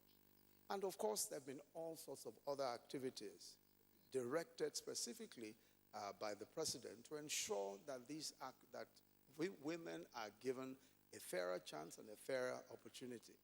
Child Rights Act, of course, we're all familiar with all that has been done with respect to the Child Rights Act and also the Violence Against Persons Act. All of these legislation are designed to address concerns that especially affect the girl child or women. We've also committed in word and deed to education to ensure that no child is denied access to free basic education. And I'm sure that many of us will recall the president's statement on the 12th of June, 2019, when he said that it was criminal for any government to refuse to ensure that all children of school age attend school compulsorily. And he said that, of course, referring to the act, referring to to the laws on the matter, he said that he would ensure that those laws are enforced. And this has happened at the National Economic Council level, where with meetings with governors, we have put forward a dashboard to ensure that the president's directives are complied with respect to education of all children, and especially, of course, education of girls. So we believe that compulsory education, especially of girls, is game-changing in many respects. As has been shown that when female children are educated, it will positively impact the age of marriage. Even maternal and infant mortality will be affected. In 2020, the Federal Executive Council approved a World Bank credit facility in the sum of $500 million to finance the Adolescent Girls Initiative for Learning and Empowerment. Now, this initiative was particularly important because it was meant to improve secondary education opportunities among girls in certain targeted states.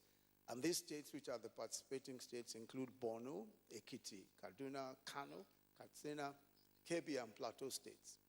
And the project was aimed at creating safe and accessible learning processes, advancing an enabling environment for girls, and strengthening the institutional capacity of the federal government and state governments to support girl-child education.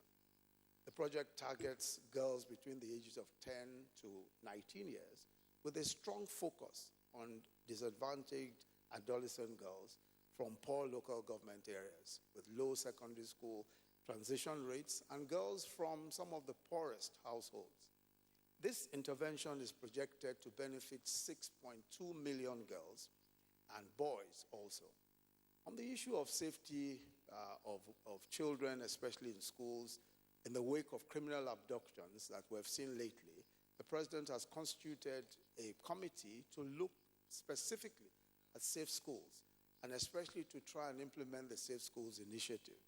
We have worked at the committee level now for the past couple of months, and already steps have been taken with the security agencies to ensure that this is done in all of the schools with the support of our state governments. Since 2016, the Rule of Law Advisory Team in the presidency has taken a wide range of steps towards achieving a strong justice response in support of women and girls. We formed strategic partnerships with stakeholders, local and international, including the European Union, the Rule of Law and Anti-Corruption Program of the EU, the Open Society Initiative for West Africa, the Cannes Foundation, the Ford Foundation, and all of them have made commitments and are proven very valuable in supporting our efforts to succeed. So to ensure our efforts coordination, we've also set up several responses to cases of gender-based violence. The Rule of Law team supported the establishment of sexual and gender-based violence response teams across the country. So practically in every state of the country, the Rule of Law team has tried to establish at least one gender-based violence response team. In November 2019, in an effort to enhance access to justice, we secured a toll-free number and a short code for the FCT in particular, for the SGBV response team, with the general support of Airtel, the telco.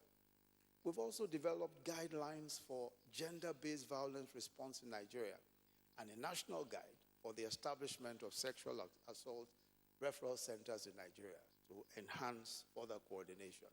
Also in the same 2019, the president directed the National Human Rights Commission to set up a special panel to investigate cases of unlawful arrests, assault, and sexual and gender-based violence in the Federal Capital Territory involving complaints of raids of nightclubs and arrests of women by the police.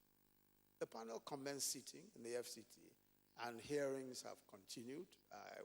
They were truncated due to the pandemic in 2020, but we're told that they resumed sitting in April 2021 and are now to submit their report.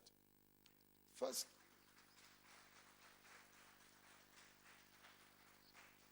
we've also had first responders like the police and response teams. Now, these are central to all the efforts we're making to address gender-based violence. As a result, we are currently supporting the implementation of projects aimed at strengthening the capacity of the Nigeria Police Force and also the Federal Capital Territory Response Team.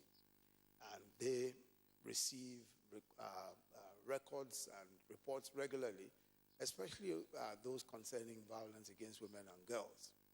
For young people, and I think that this is an important part of the work that has been done, especially by the federal government, the president has directed that our focus must be on creating opportunities for good paying jobs.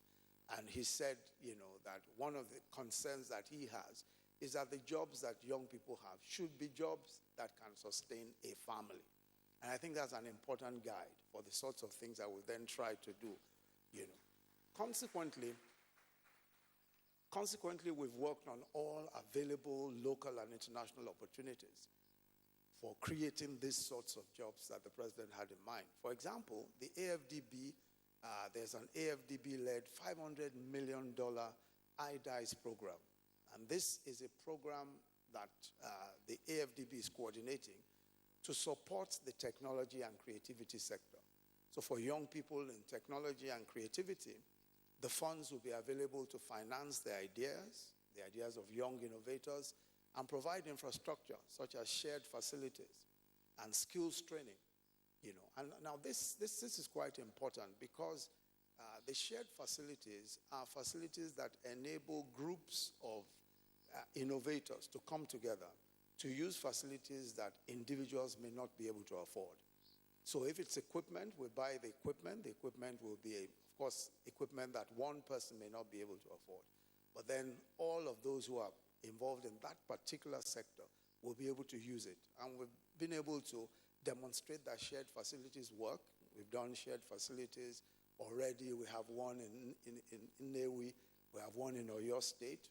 We have one also, I believe, in Adamawa State.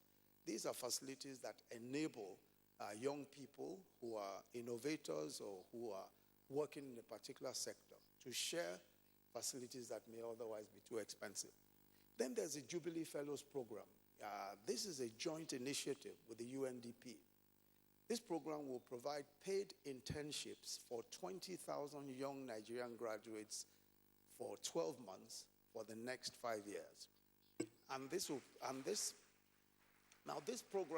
This program will ensure that these 20,000 graduates annually will be attached to private companies or public companies where they can learn and gain some hands-on experience. And the payment for the program will be made by the UNDP.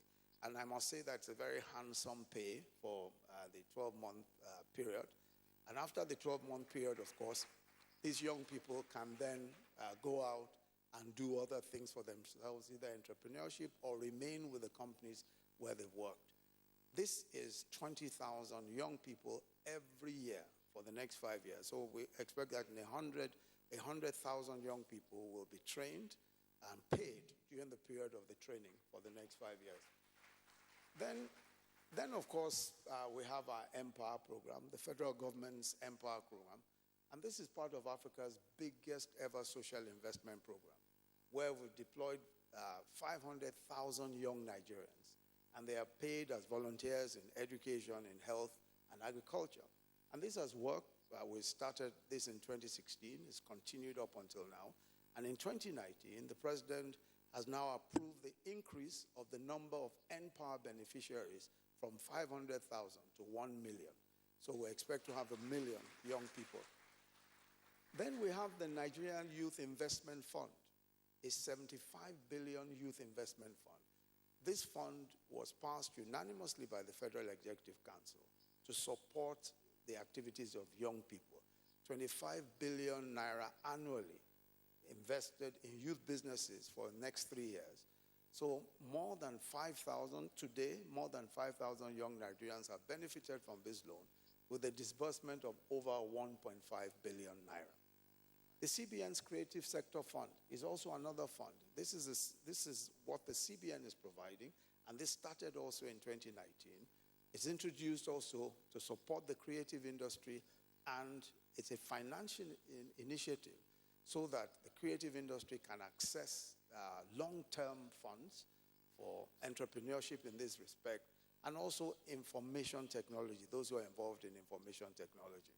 So in addition to improving access to low-cost and sustainable financing for job creation, the other objectives include the harnessing of the entrepreneurial potentials of young people within those industries.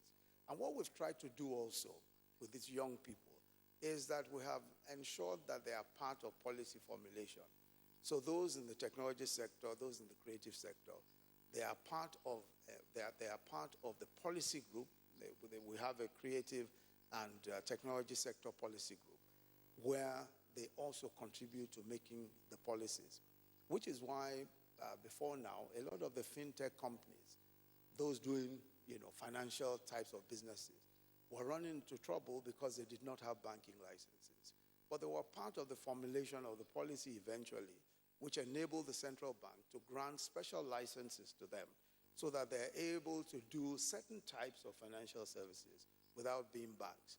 So you find today that there are many small companies that are giving loans, especially loans using algorithms that just determine whether a person is creditworthy or is not creditworthy and all that.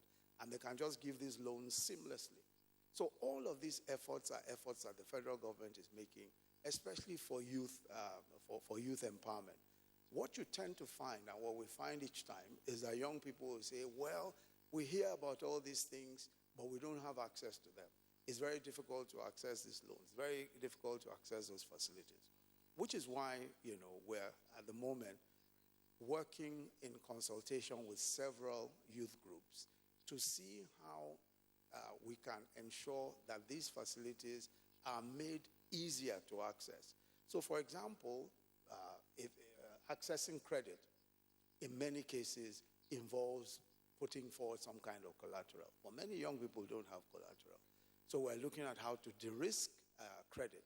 And we're working with the central bank, the Bank of Industry, and the several other funding organizations, including the AFDB, to see how we can reduce the possibilities of collateral and, in many cases, be able to give uncollateralized loans to young people. It's a huge effort. It's a huge effort. But I must say that the commitment of the federal government is not in doubt at all. And at several different fora, the president has continued to emphasize that the future of this country depends on how well its young people succeed. And of course, the future of our country depends on how well we're able to take into account the problems of the 50% of our population, of the female population of our country. So again, I'd like to commend the Future Assured and Her Excellency, the First Lady, for this incredible effort, and to say that in the years to come, we hope and pray that Future Assured will do even greater and greater things. I think that just as you assure the future for women, we men also are looking for some assurance that our future will be good. God bless you. Thank you very much.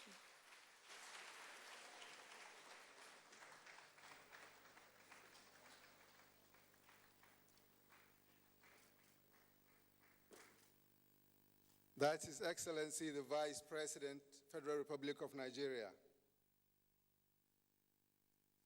It's an audience delight any day, any time. Thank you very much, Your Excellency. I think we need to follow up His Excellency's address with another important address.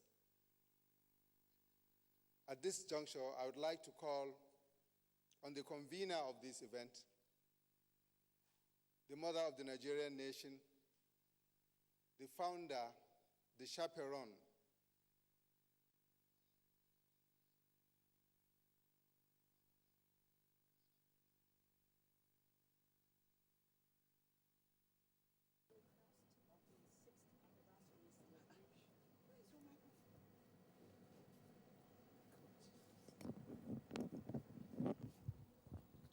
very good afternoon once again. You are on through the live telecast of Future Assured 6th anniversary celebration, reaching you live from the largest TV network in Africa, the NTA. The wife of the SGF, the governors here present, former governors, the first ladies of states here present, and the former first ladies, the Honorable Minister of Health, the wives of the service chiefs, the ambassadors, the members of the diplomatic corps and their spouses, development partners, my Future Assured team, my associates, distinguished ladies and gentlemen. I welcome you all to this important event. I welcome you all to this important event, which serves as a milestone in the life of Future Assured as an organization. I'm particularly grateful that you are all here with me in celebrating this day despite your busy schedules. Your presence here today shows significantly the bond that connected us in thoughts and action. The purpose of this event is to celebrate the 60th anniversary of Future Assured.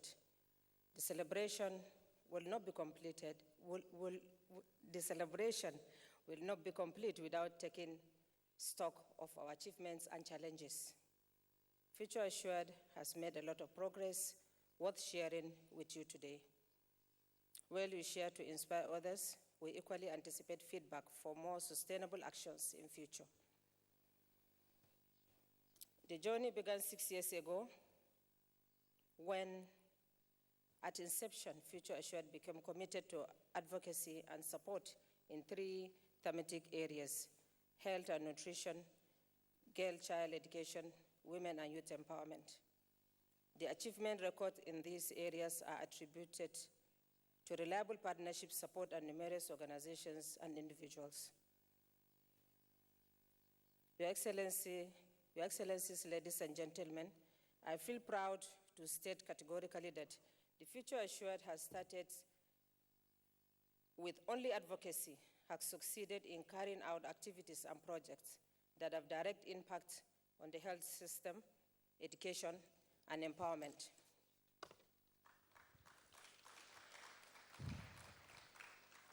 The review of Future Assured activities is to provide more insight to the major achievements made over the years. My appeal, therefore, to partners and other stakeholders not to relent on efforts and support. Your commitment and support to Future Assured remains important in deepening our collective commitment and investment to the development of this country. I therefore urge both present and future political leaders to pay particular attention to the reoccurring developmental deficits so that one day these too will become a history. I remain optimistic that this is possible. Let me at this point thank all those that have partnered with us on this journey so far. In particular, I appreciate all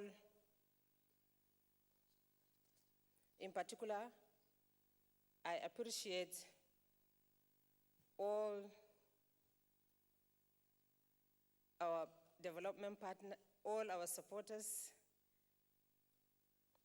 Let me at this point thank all those that have partnered with us on this journey so far. In particular, I appreciate all government agencies, development partners, local and international NGOs, members of the private sector, the diplomatic corps, and individuals who have given their time and other resources across the country to help us make a difference. I want to specifically thank the Vice President and his dear wife, Mrs. Dolapo Oshibanjo, for their untiring support to Aisha Buhari Foundation and Future Assured. Similarly, I thank the immediate past and present governors and their wives for their individual contributions and support rendered to Future Assured in their various states. I appreciate my Future Assured team who have worked so hard in reaching remote areas for this country just to deliver our goodwill. I thank you so much for being here this afternoon with me. Thank you so much, and God bless.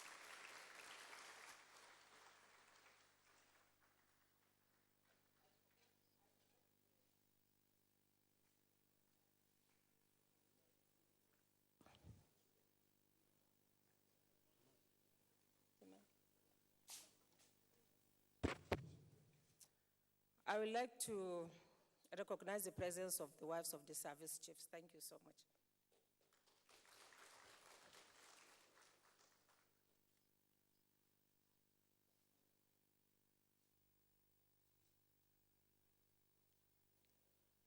That was Her Excellency, the First Lady of the Federal Republic of Nigeria, Dr. Aisha Muhammadu Buhari.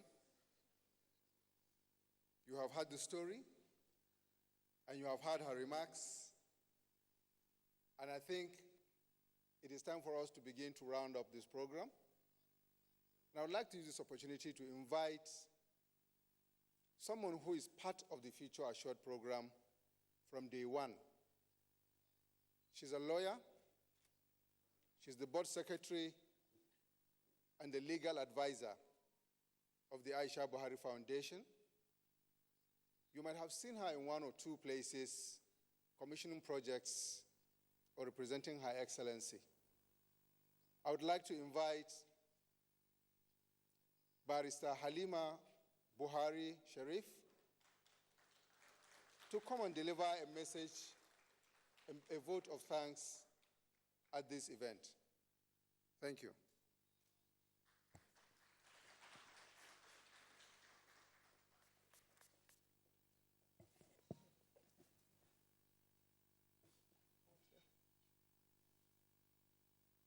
Your Excellency, Vice President, Federal Republic of Nigeria, Your Excellency, First Lady, Dr. Aisha Muhammadu Buhari, Your Excellency, wife of the Vice President, Mrs. Dolapo Shibanjo, Governor of Kogi State, wife of the SGF, Honorable Ministers present, First Ladies present, permit me to stand on existing protocol.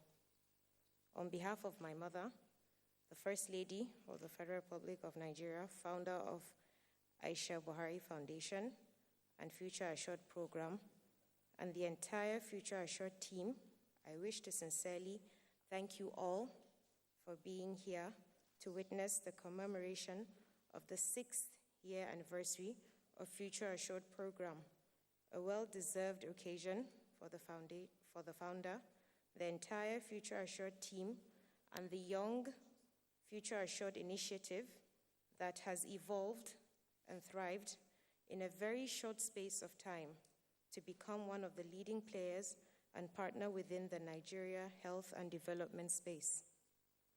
In the last 6 years of the Future Assured historic journey, so many people and organizations, too many to mention their names, have contributed in one way or the other to the growth, development, and success of the Future Assured program. I wish to take this opportunity to thank our dear Vice President, Professor Shibanjo, and his dear wife for their untiring support to Aisha Buhari Foundation. My sincere thanks and appreciation also goes to all our partners, including government ministries and departments, non-governmental development partners, corporate private sector groups, philanthropists, and all the well-meaning Nigerians who lend in their support. To all the governors' wives, past and present, we thank you for being the pillars and anchors of our program in your various states and for your invaluable support. Finally, to all the beneficiaries of our programs, we say a big thank you to you for bringing out the best of the humanitarian spirit in us. I wish you all a very safe journey back to your various destinations. God bless you all, and God bless the Federal Republic of Nigeria. Thank you.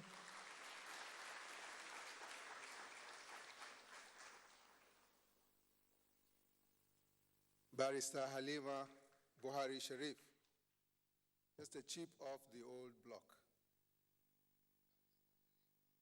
This is the rounding up stage of this project, because this meeting has become a project on its own. But before we depart, there's need for us to take some memories. We need to take some pictures that will remind us tomorrow that this event has taken place. So I would like to invite Her Excellency with a few of the members of the high table to take some pictures. We'll take a few rounds of the pictures before we close. Thank you.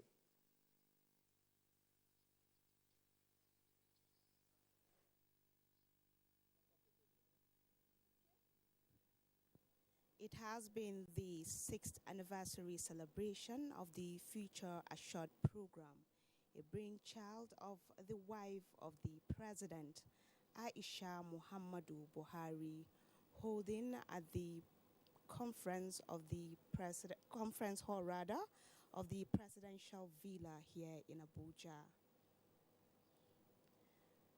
And on behalf of the outside broadcast crew, we thank you for watching as we hand you over to the studios for the continuation of our shadow program. Salwa Kalala Ibrahim.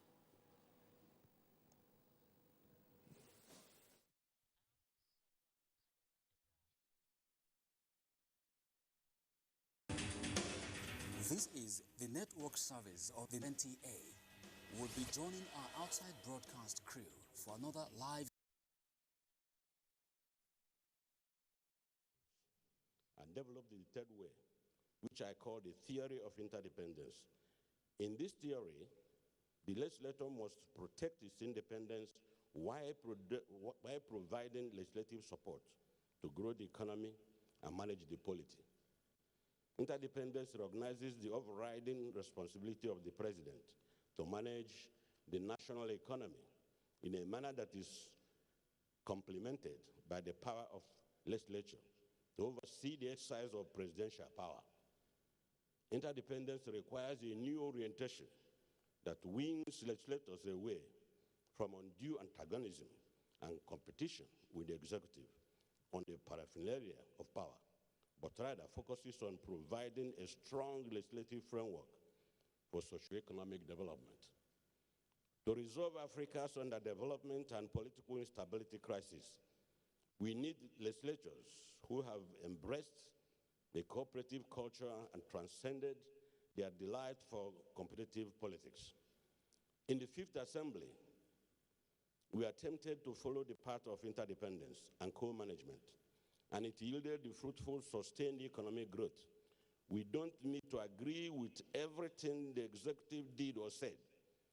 We didn't need to accept all the provisions in the bills, but we offered them on utmost respect and responsibility and aided the effectiveness of the active programs through legislations, appropriations, and oversights.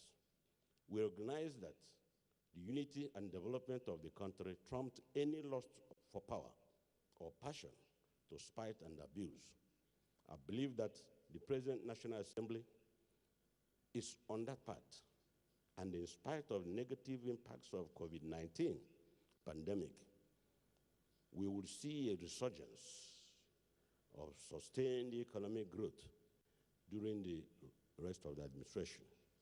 In my earlier book, The Third Way, I presented the ideas and principles that informed my leadership of the National Assembly between 2005 and 2007. In this book, I presented the drama. In this particular book, for which we are all gathered here, I present the drama and the upheavals that threaten to derail constitutional democracy in Nigeria. I detail some of the important conversations that strengthened our resolve to uphold due process and guide our country away from the cliffhanger. My intention is not to sensationalize, rather to present a factual account of that defining moment without malice to anyone. I recognize that actions of political actors are often guided by many strategic considerations, so I feel sympathy for those who fail the test of leadership, and I am full of praise for those who kept faith with constitutional responsibilities. But it is important to point out the failures and highlight the successes so that we provide future generation of legislators a model of an effective legislature. My model of legislating is shaped by the debate about whether a legislator is an agent or a trustee. This debate is an enduring one. The concept of an agent means that the legislator goes to the assembly to vote according to what his constituents want. As a trustee, the legislator is elected to employ his or her best reasons to represent his constituents. He does not always say what they want him to say. He says what he thinks is in the interest of his people. So, based on the concept of trusteeship, a legislator is permitted to vote his own perceptions and belief. During the debate on the third-term bid of President Obasanjo, I weighed these two competing concepts of the role of a legislator. I decided to marry the two concepts. I wanted senators to vote their mind on the question of whether to amend the Constitution to allow President Obasanjo a third term. I also wanted them to effectively represent the views of their constituents. To be an informed trustee, the senators needed to understand the views of their constituents before casting their vote. On this basis, the Senate adjourned to allow senators to consult with their constituents about the constitutional amendment. With this intervention, some senators returned to the plenary with enlightened views. Many who were previously overwhelmed with the exigencies of politics returned with the stories of the vehemence of their constituents. This Damascus experience changed the game on the third-term vote. It was obvious that the majority of Nigerians wanted the National Assembly to keep faith with the constitutional limitation on tenure. To ensure that Nigerians saw how their representatives were responding to the most important question of democracy, the Senate decided to televise its proceedings. Publicizing the proceedings was faulted by those who wanted to smuggle into the Constitution the extension of tenure through undefined and darkly proceedings. They knew that if we isolate Nigerians from the proceedings and therefore reduce public pressure on the legislators, it could be possible to run through with the agenda. But I stood strong. The principal officers of the National Assembly stood strong.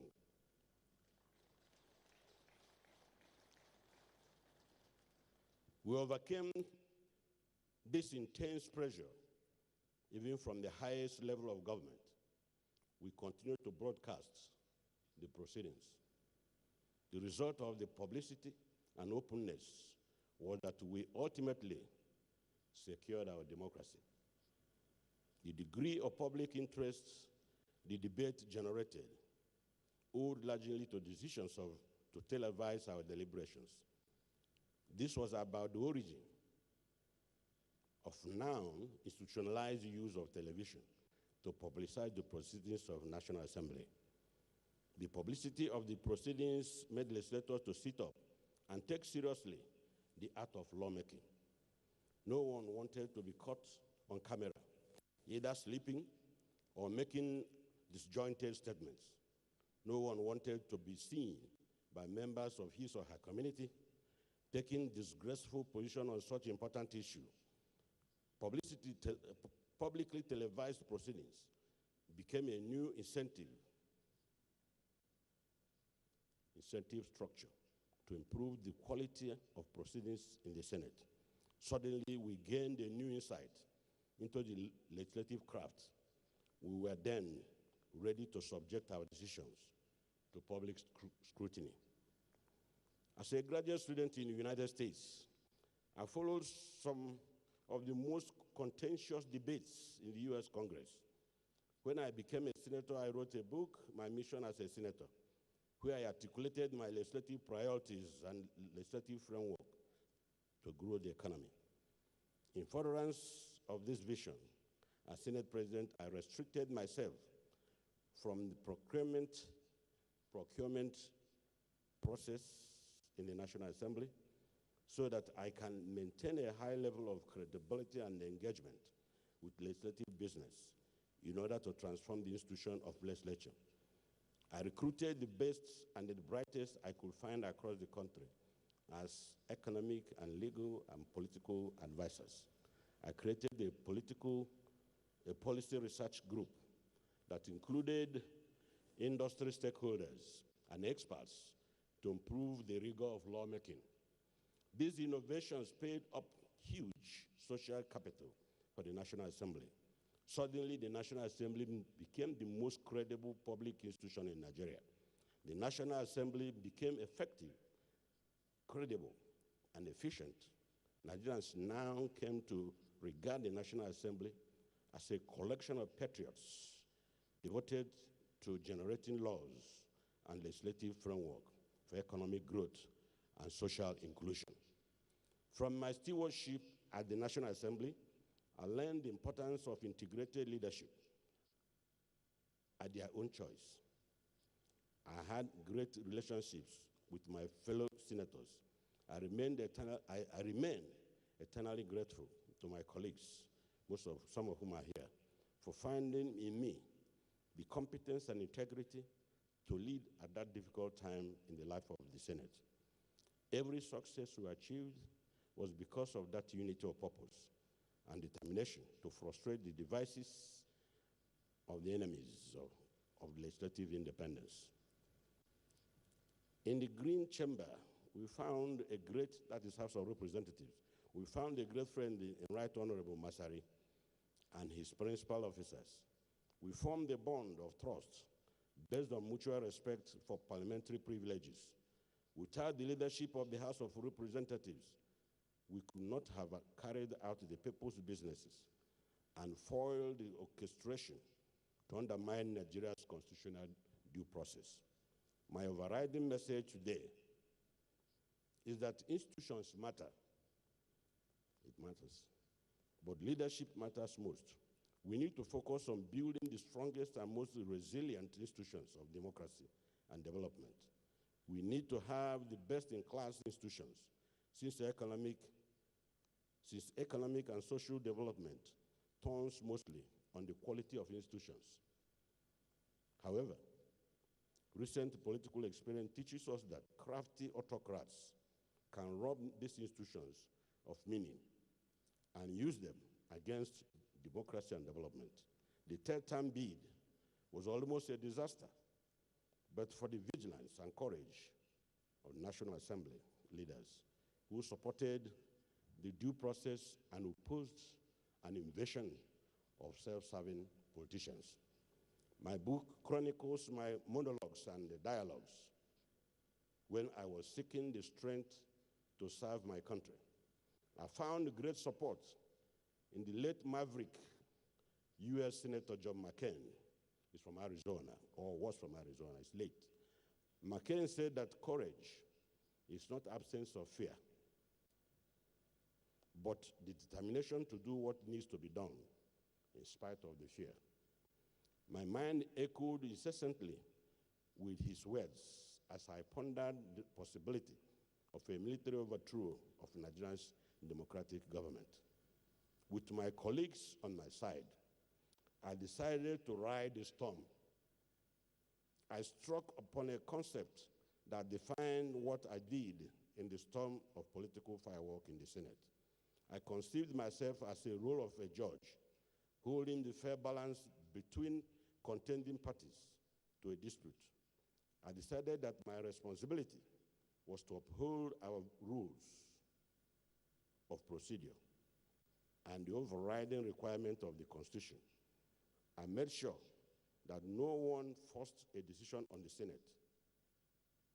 I insisted that senators have the freedom and presence of mind to make the best decision.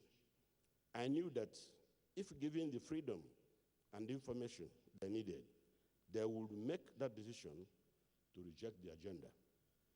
The morning of May 16th, 2006, was very tense that I could even hear my heartbeat as a thick silence descended on the Senate floor. Many prominent politicians were on hand to observe proceedings. It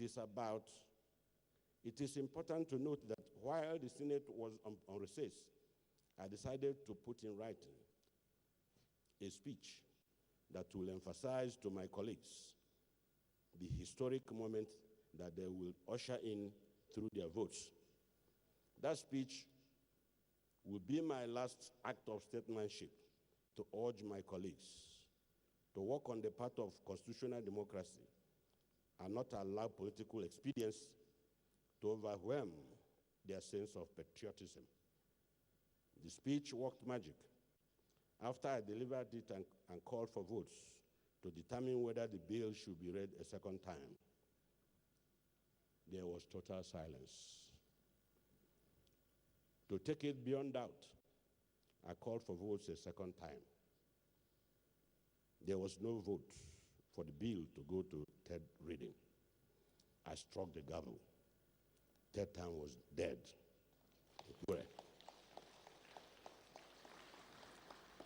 Jubilation filled the hall. Senators pumped hands and embraced one another. Everyone heaved a sigh of relief. Both those who supported and those who opposed the third term did. Now agreed that it deserved to die. One of my fears was that the outcome of the debate could damage the solidarity and support we had in the Senate, but I was proven wrong. The death of the third term, in fact, generated more solidarity and cooperation in the Senate. We became closer family. We saved the nation. In doing so, we saved the National Assembly from ridicule. Dear compatriots, I have taken us through this narrative to restate the simple truth that the salvation of democracy anywhere depends on the protection of due process. We have imperfect institutions, but as long as we are willing to uphold the basic tenets of democracy, which primarily requires that the citizens choose their leaders, and leaders, while in power, should not extend their mandates, we can cure these imperfections. The work of building a prosperous and stable society will task national and local leaders. It is work that requires us to mobilize all human and natural resources. It is work that cannot thrive in societies riven by conflicts and violent disagreements. In 2007, we came close to becoming such a society, but we survived because leadership of National Assembly realized the imperative of upholding legislative due process. We won because we respected due process. The question remains, should we build institutions or recruit competent and ethical leaders? I say, let us do both. Let us build strong and resilient institutions. Let us also look for men and women who have intelligence, the courage, and the honesty to defend those institutions from cynics and autocrats who may creep in the cloak of Democrats. Always, we should stand strong on due process. I thank you for the audience. Thank you very much.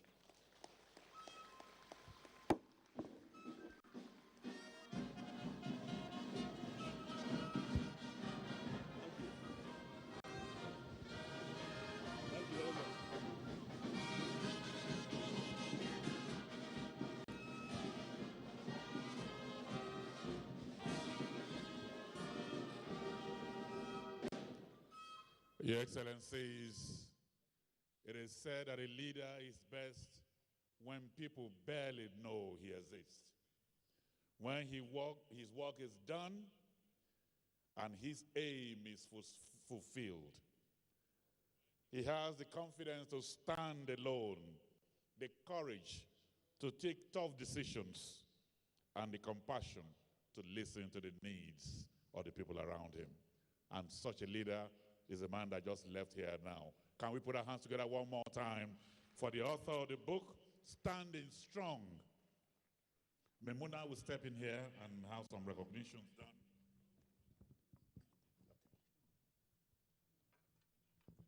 For those who are just joining us or those who are watching us live on television, because the event is being transmitted live, it is still the launch of the book by Senator Ken Nnamani, GCON.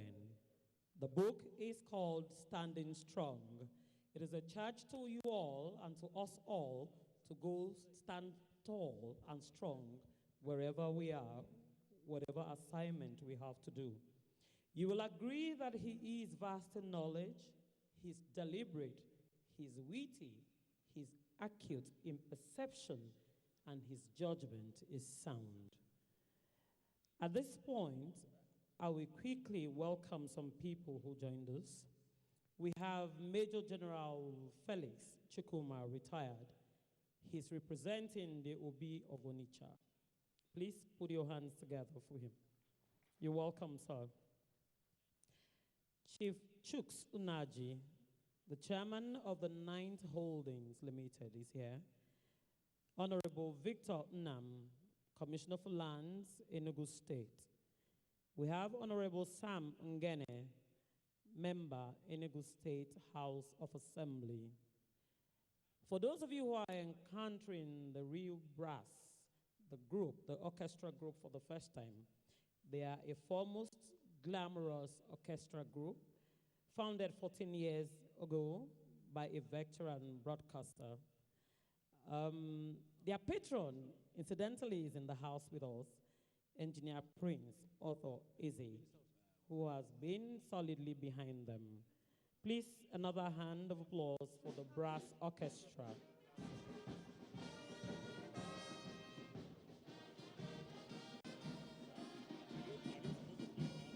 No, just a hand up. Okay,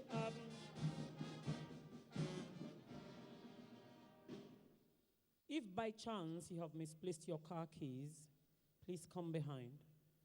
We have some keys that were misplaced in my possession. You will need to identify yourself.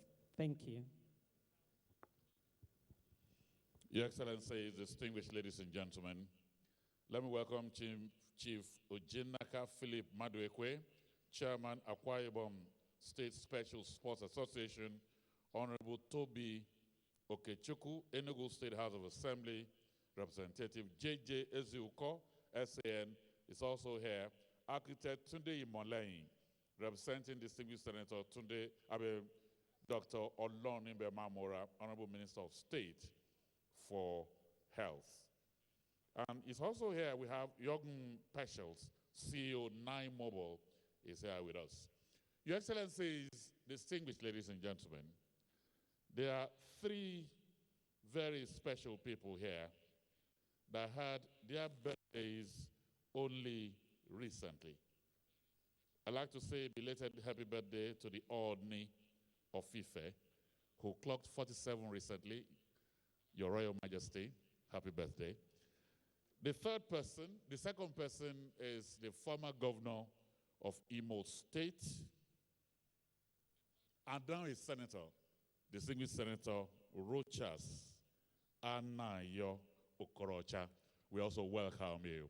Happy birthday. And the third person is our book reviewer. Only recently, he was 70. An international intellectual from Gbongan in Osun State. He's a man who specializes, he's actually a scholar, a journalist, and a novelist. Originally specializing in African literature, but now developed into studying development in politics on the continent in Nigeria. He's been a journalist and columnist for over 50 years. So what we have here as a book reviewer, is a gem. Recently, he was 70 years old. Please join me as I welcome here Professor Adebayo Williams.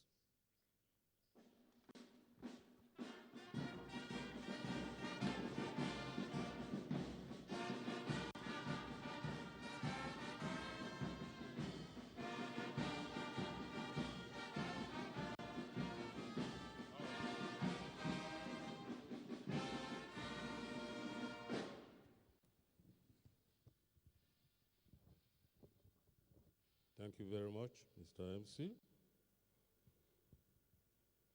The special guest of honor of this august occasion, General Muhammad Buhari, GCFR, President of the Federal Republic of Nigeria, ably represented by the Minister of Science and Technology, Dr. Ogbonnaya Onu, the chairman of the occasion, the illustrious Lieutenant General Theophilus Yakubu Danjuma, the chief host and governor of Yobe State, His Excellency May Malabuni, ably represented by the APC National Secretary, the co-host, Senator Opu Zodima, Governor of Imo State, who is also ably represented, the chief presenter, Dr. Emeka Ofo, who has also been ably represented, the royal fathers in the house, particularly my sovereign, the Onirisha of Ife, Bainita Ogusi, the Emir of Kefi. I would also like to recognize the author, Senator Ken Inamani, President of the Fifth, and of course, his adorable wife, Lady Jane, distinguished members of the audience, I salute you all. It is a great pleasure to welcome you to the presentation and review of this landmark publication. General Danjuma actually anticipated me in a few of his remarks, but I will amplify on those. This book is titled Standing Strong, Legislative Reforms, Third Term, and Other Issues of the Fifth Senate. It is an engrossing and veritable chronicle of the happenings in the Fifth Senate of the Fourth Republic between 5th of April 2005 and June 2007. Particularly the famous episode that has come to be known as the third term.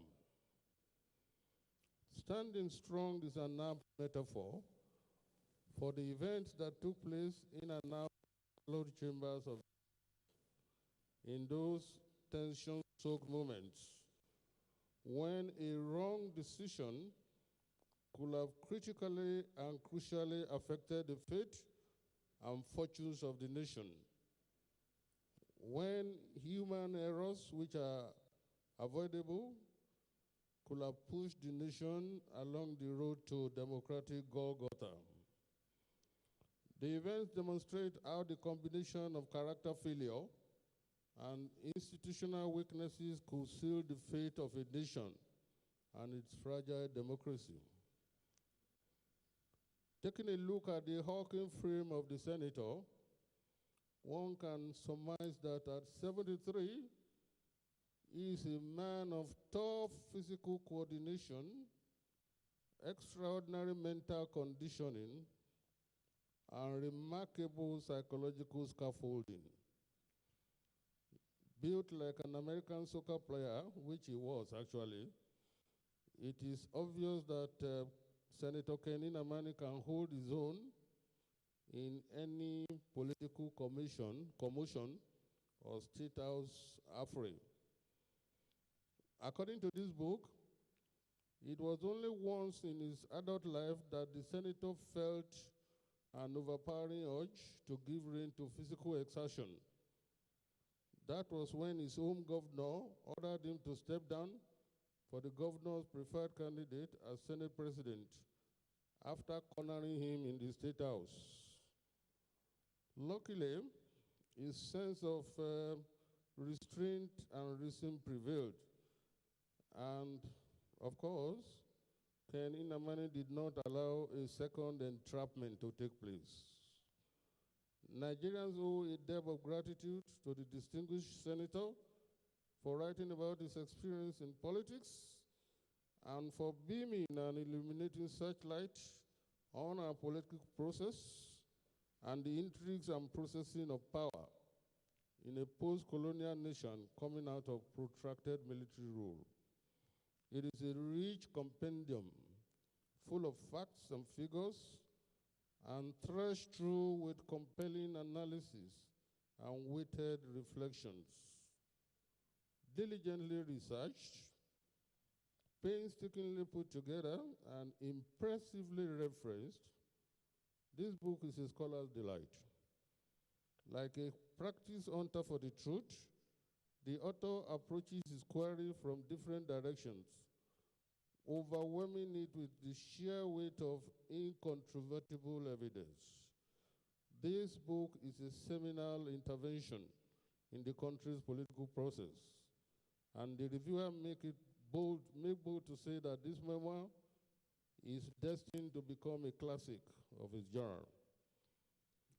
Mr. Chairman, sir, unfortunately, it has been said that to hide something from a black person, the best way is to put it in a book. Many have dismissed this as a racist law and typical example of the perpetual attempt by the white man to denigrate Africans as uncivilized and full of subhuman types. But there is incontrovertible evidence that there is a decline and almost a death of reading all over Africa, and particularly in Nigeria. It may well be that there is a connection between material and economic retrogression and intellectual and literary retardation. Nigeria has always been a famished land of ideas. There are so many authors in Nigeria's history, beginning from the colonial period. So it is always necessary to write about your experience, because this opens a window of opportunity for the public to examine, to analyze, and to interrogate history as a dynamic process of conflicting and countervailing actions in which private motivations clash with apparently public motives. In this regard, we must applaud the recent efforts of former President Olusegun Obasanjo, General Godwin Alabi Sama, Senator Bola Ahmed Tinubu, Governor Nasir El-Rufai, Chief Olu Akindele, Pa Ajayi, now Senator Ken Inamani. They join a galaxy of Nigerian authors which boasts of Sir Dr. Nnamdi Azikiwe, Chief Obafemi Awolowo, Bola Ige, MD Yusuf, Hilary Joku, Alexander Madebo, and several others. Now, the thing about not talking about and documenting your public record is that nobody will know whether a particular course of action is right or wrong, or whether there may be extenuating or mitigating circumstances that for what is otherwise considered to be injurious to public order or national cohesion. By presenting us with a diligent record of his experience as the 5th Senate President during a particularly stressful period of post-military rule, Senator Nnamani has shown us how a post-colonial nation transiting modernity can suffer a traumatic amputation of process leading to authoritarian personalist rule. It can be a close thing indeed. Senator Ken Nnamani is a rarity among contemporary Nigerian political class, a politician with a second address. He came to politics from a background of big-time business and transnational deals.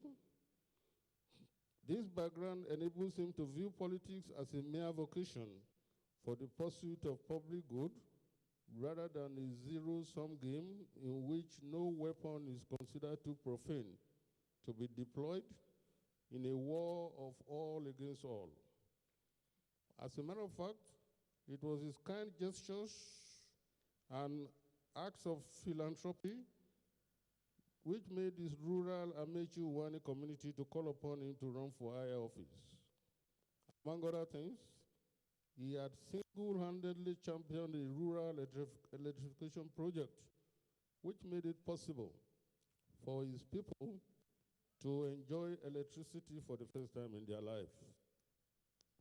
Appropriately, the memoir opens by beaming a searchlight on the rural community which fostered such a strong ethos of communal striving at the behest of one society in an impressionistic lad growing up. Kenechukwu Nnamani Chukwu was born on November 2nd, 1948, to unlettered but relatively prosperous parents who set much store by honesty, integrity, and hard work.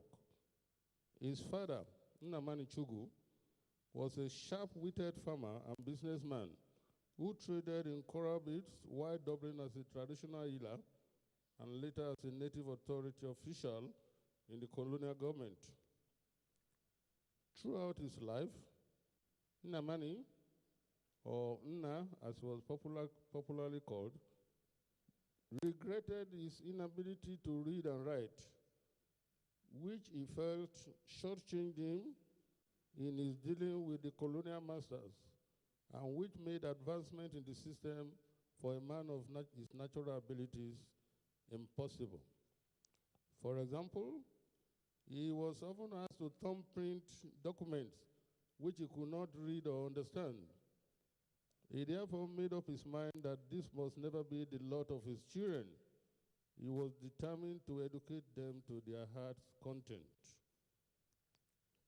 Kenechukwu, his second child but first son, showed early promise as a student, and the sky appeared to be the limit for him.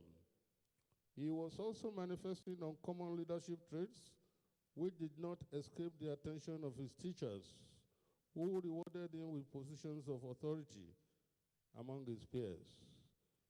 The Amechi Uwani community of the future Senate's upbringing was a rural paradise, an idyllic haven in which everyone was contented with their lot and in which the occasional communal dispute was settled by elders, particularly those who have taken the Uzu title like his father.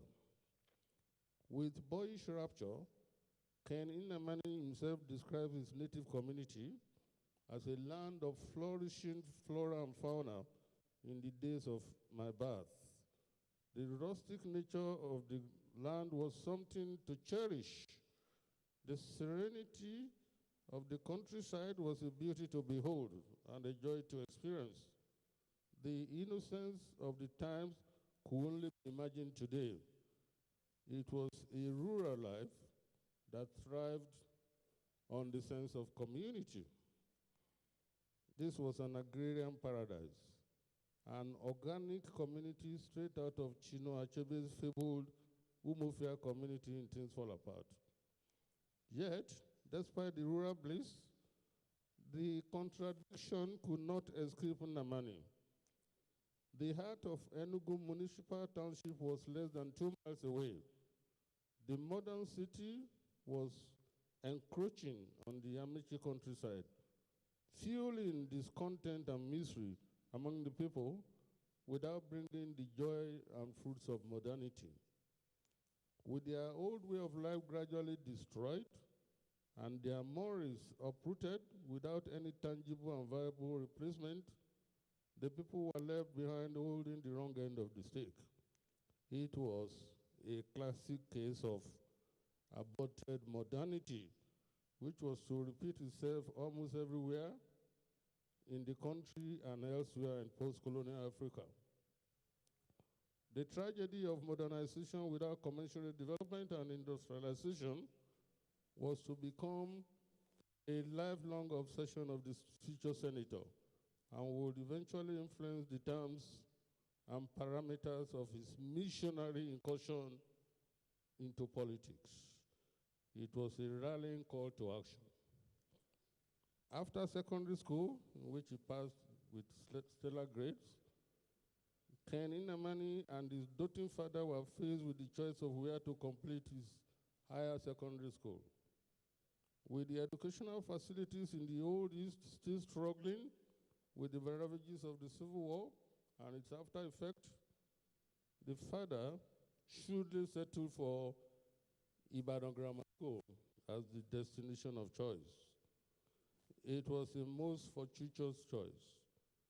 The 2 years spent in Ibadan fostered in the chap from Amici countryside a cosmopolitan spirit and a sense of pan-Nigerian possibilities, which have stood him in good stead in his eventual foray into national politics. After Ibadan, and with the University of Nsukka still in fossilized ruins as a result of the Civil War, it was decided that the budding young man stood to benefit more from an American education and the stature of a global citizen it confers on the recipient. And so, in 1974, off to Ohio State University was the young man. The unseen hands, which often play a prominent role in shaping a person's subsequent destiny, appear to have dealt their customary cards once again. Right from his youth, Ken Inamani had been an ardent admirer of American politics, and in particular, the capacity of his legislative titans to shape the course of history and the destiny of society in a positive bipartisan manner. The sojourn in America and subsequent appointment as a top executive of DuPont conglomerate, excuse me, a multinational business consortium, seems to have reinforced Inamani's abiding passion for American politics, particularly the heroic idealism and capacity for ameliorative lawmaking of his legislature. As he prepared himself for a future tour of duty in his own country, it is worthy of note that Inamani spent most of his summer holidays observing the proceedings on the Capitol Hill, and most probably nodding with approval as the dueling got underway. It was a good training ground for a future president of the Nigerian Senate. This was the Capitol Hill of senatorial immortals such as William Fulbright, Henry Cabot Lodge, Chuck Hagel, and John McCain. One of them, Senator Henry Clay of Kentucky, famously exploded that he would rather be right than be president. And our own Ken Inamani quotes approvingly. The impassioned observer will soon become a maker of history in his own right. This was the rich and intriguing background that was to throw up Inamani as the president of Nigeria's Fifth Senate on the 5th day of April 2005. Never in the history of Nigeria's post-independence legislature has a man assumed high office with a fiercer sense of urgency and the need to do what is right and proper for his nation, it was bound to lead to a coalition of altars. Before the man from Amechi's side, there had been 4 Senate presidents who had left office in solid and uninviting circumstances, all within a space of 6 years. 2 of them had been fingered for corrupt practices and one for certificate racketeering. It was not an illustrious record by any standards. The Nigerian legislature had become the butt of savage jokes and caustic dismissals. After the last president of the Senate, Adolphus Wabara, fell on his own famously self-predicted banana peels, it was the turn of Nnamani Chugu to bite the bullet. But it was not a smooth passage. Considering opposition from his own state governor, Tochimaruke Nnamani, twice prevailed on him to perish the thought of running for office of the Senate president. The governor prevailed on the first occasion, but the establishment anointed another candidate, and his candidate fell to internal power play. On the second occasion, Nnamani was having none of that nonsense. He called the bluff of the local emperor and went ahead to throw his hand in the ring. Such was the massive show of support for and solidarity with him that his opponent had no choice but to withdraw his bid on the floor of the Senate. This was the situation and circumstances of the Senate when Nnamani took over the mantle of leadership amidst a massive show of support that cut across ethnic and religious divide and the collective resolve of the senators not to succumb any further to executive intimidation and the authoritarian high-handedness of an imperial presidency that appeared to loom larger than the rest of the nation at that point in time.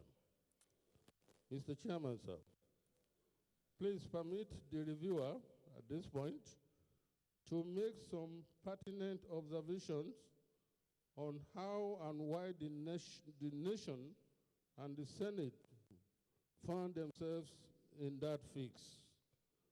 Both the upper and lower chambers of the legislature appeared to have been blackmailed and browbeaten into a state of stupendous stupor.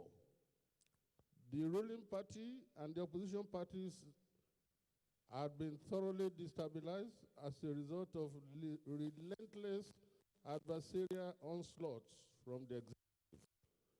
Nothing appeared to be standing in the way of an authoritarian personalized presidency whose messianic high-handedness carried everything before it.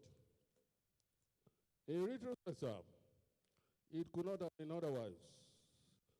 The man who was handpicked by his military colleagues to lead the nation after the military exhausted its historic possibilities was a former military head of state, a retired general with an authoritarian cast of temperament who viewed everywhere as a garrison to be dominated and subjected to discipline and order.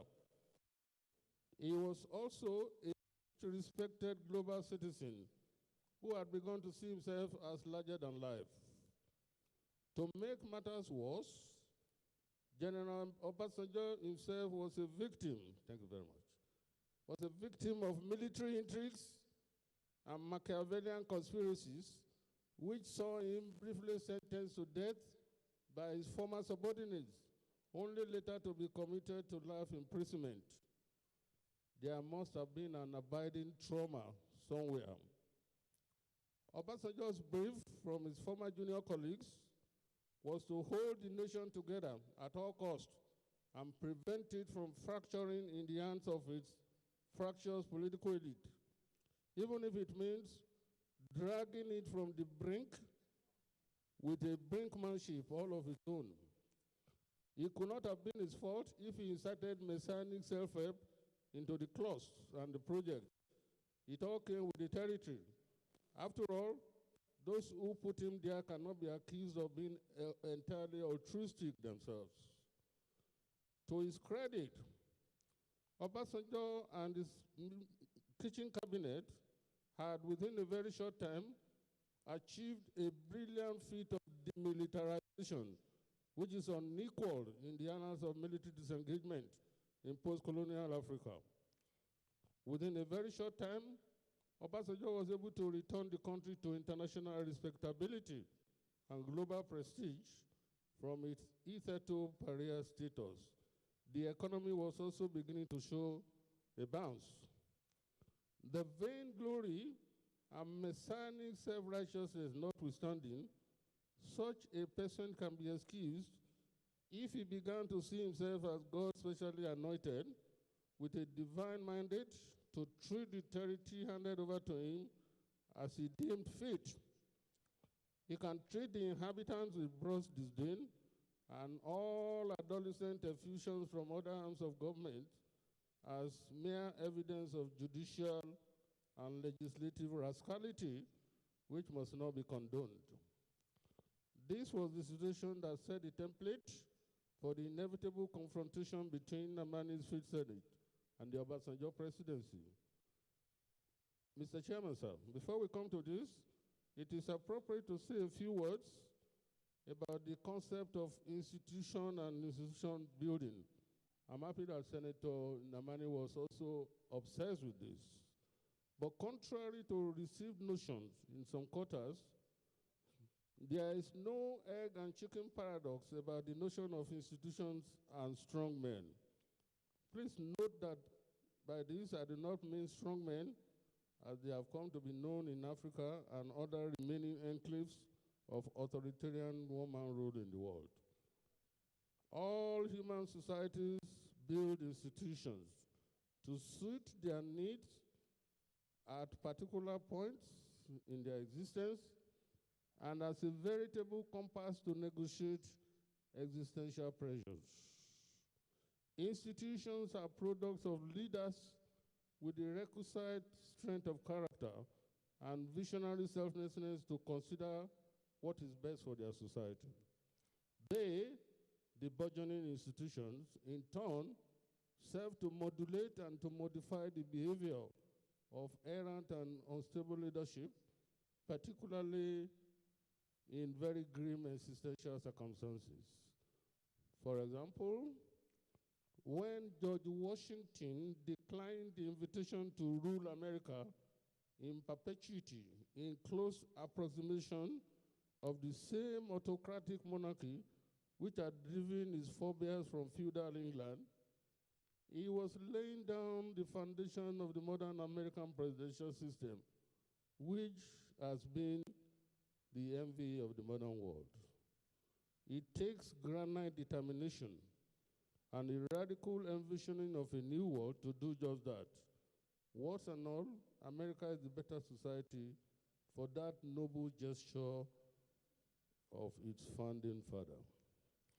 Institutions are products of prodigious human endeavors, repeated gestures, or what the French call répété gestes, which are then burnt into human consciousness to become routinized and ritualized as accepted norms and conventional behavior. Without such institutions which guard and regard societal procedures, there can be no human civilization. African societies have practiced institution building from time immemorial. The debate about whether Africa needs strong men or strong institutions is a mere signpost for the political epidemic of human dereliction imposed on Africa as a result of the colonial rupture. This has brought African societies to a state of historic disorientation and political schizophrenia. The last point to note is that of the three arms of government, the legislature is the most ill-served by the phenomenon of military incursion into politics in Nigeria and elsewhere. While the executive and the judiciary survived military interregnum, albeit in a hobbled and disfigured form, the legislature is summarily abrogated with its capacity for growth stunted and stultified. This has had a telling effect on the legislature of the Fourth Republic. As we have seen with the case of Nnamani himself, the executive at both the national and subnational levels exploit this inherent weakness and lack of organic capacity for growth, perfidious poker destiny of the nation. As a result, political greenhorns are pushed into positions of legislative authority where their abysmal political and moral incontinence begin to show immediately. Worse still, untested political acolytes without any antecedents are crowded into the legislature where they act like political robots. The toll on the cherished tradition of continuity and political evolution of a nation can be better imagined. Given this background, it was clear that a thorough and diligent person like Nnamani will have his work cut out for him when he assumed the presidency of the Fifth Senate on the 5th day of April, 2005. Like many of his colleagues, Nnamani knew where the rain started beating the Senate of the Fourth Republic. There was no need pretending any further. The fortunes of the Senate of the Fourth Republic were at their lowest ebb, and their public ratings very poor indeed.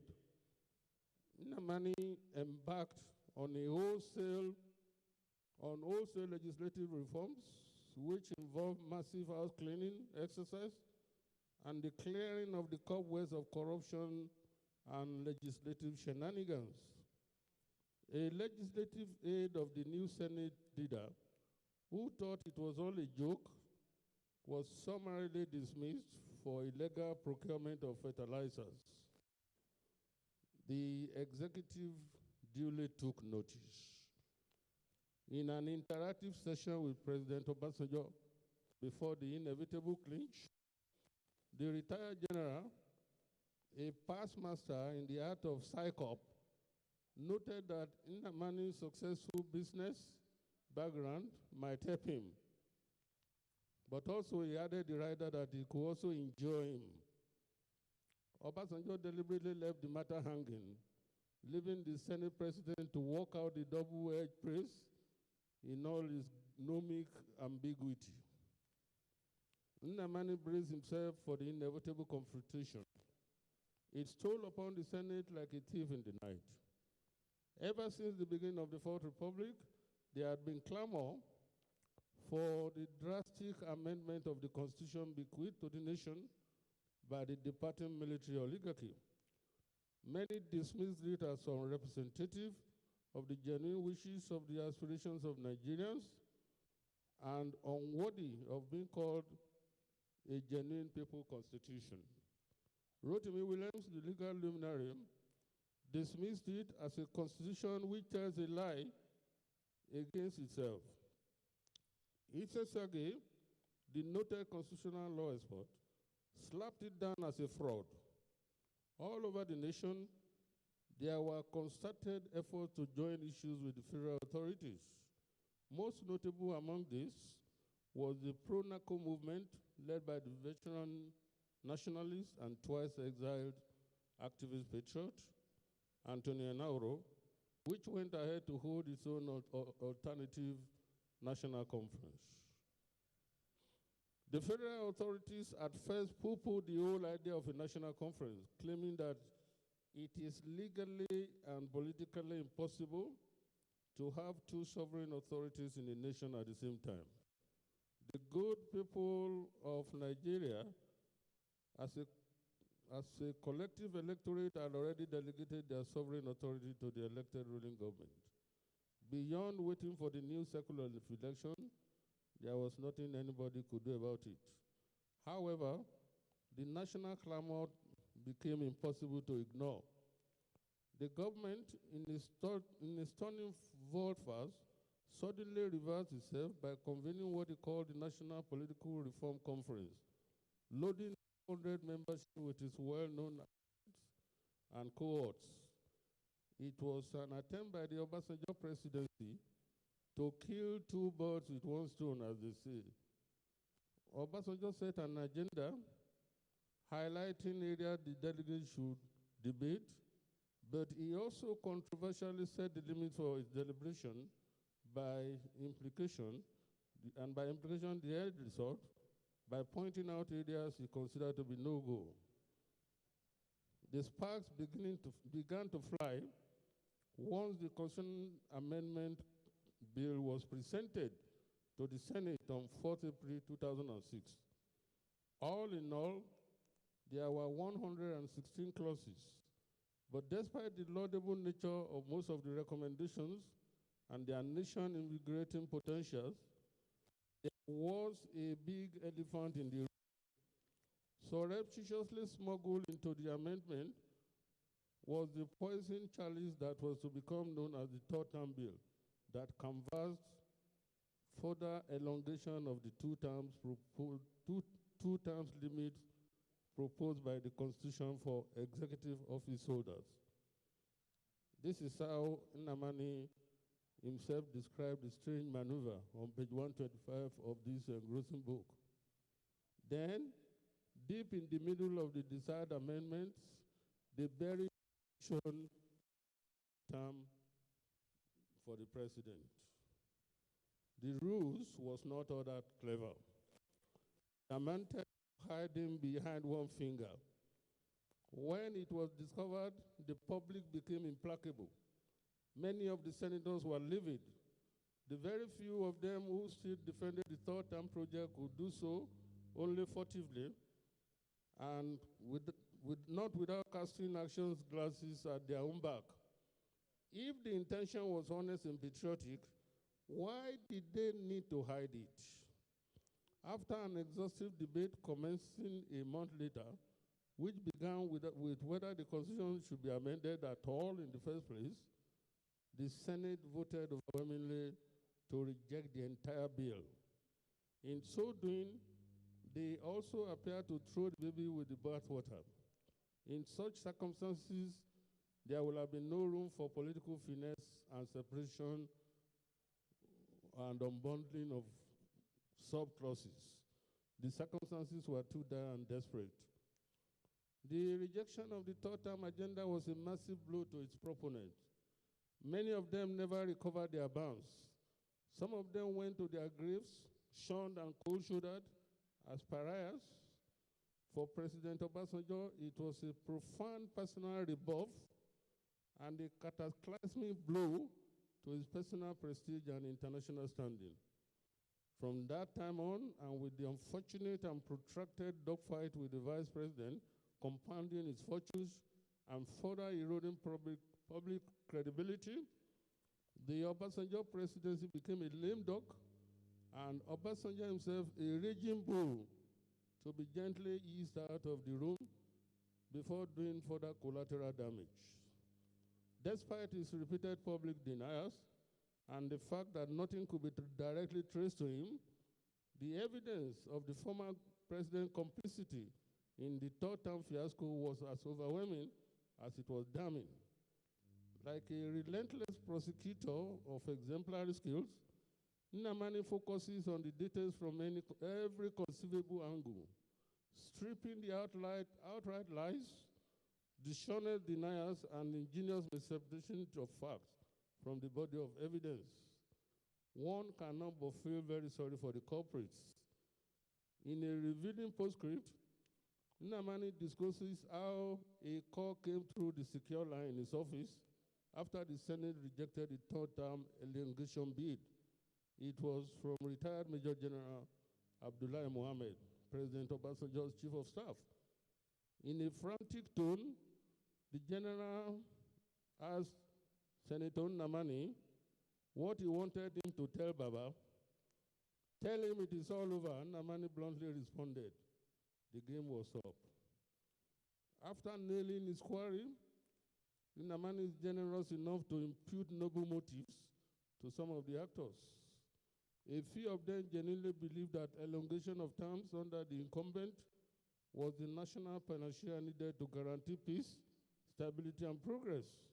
It did not occur to them that the listed benefits will become the most critically endangered by term elongation in a multi-ethnic nation roiled by religious, cultural, and regional polarizations.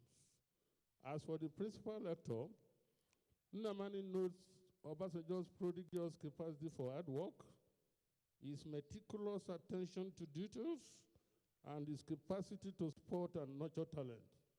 But he also surmises rightly that the authoritarian diktat of personalized rule cannot match the potentials of consensual politics in a fragile democracy, particularly in nations torn apart by ethnic strife and mutual misgivings.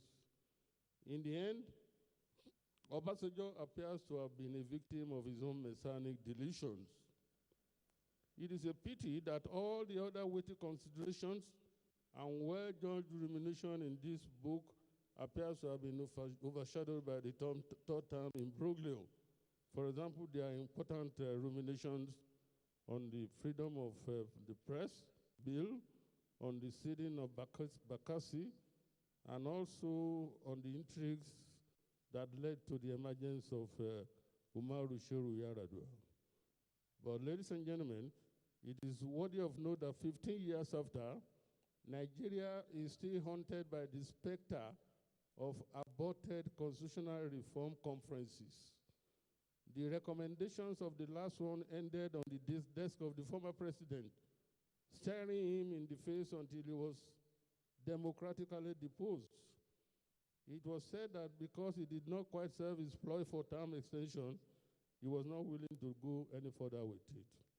The Fourth Republic appears fated to the charade and chicanery of expensive national gatherings, which raised the national hopes of rejuvenation, only to dash them at the finishing line. Senator Nnamani must be congratulated for putting this book together in all its exhaustive details. It is a seminal intervention in Nigeria's political process and a must for everybody interested in how we got to where we are and the possible escape routes. I thank you all.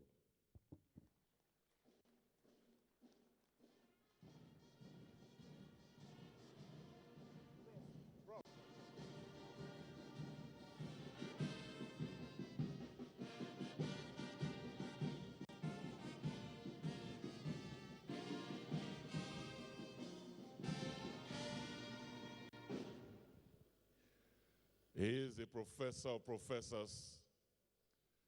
His friends call him the quintessential Omoluabi. Let's put our hands together one more time for Professor Adebayo Williams. Thank you very much. Let me welcome here the uncommon former governor of Akwa Ibom State, the uncommon minister of Niger Delta Affairs, who does absolutely very uncommon things. Distinguished Senator Godswill Akpabio is here with us. I welcome you.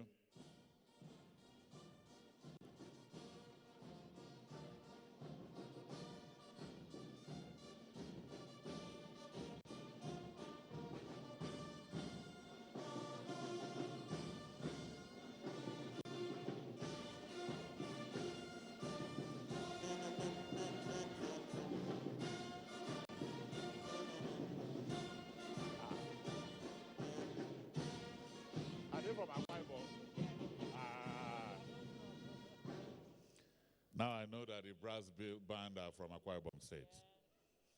Distinguished Senator Osita Zinazo, I welcome you. Let me also welcome here former governor of Benue State, former senator, minister of special duties, Dr. Akume. He's also here. We welcome you. Barrister Ismail Ahmed, APC National Youth Leader, you're welcome.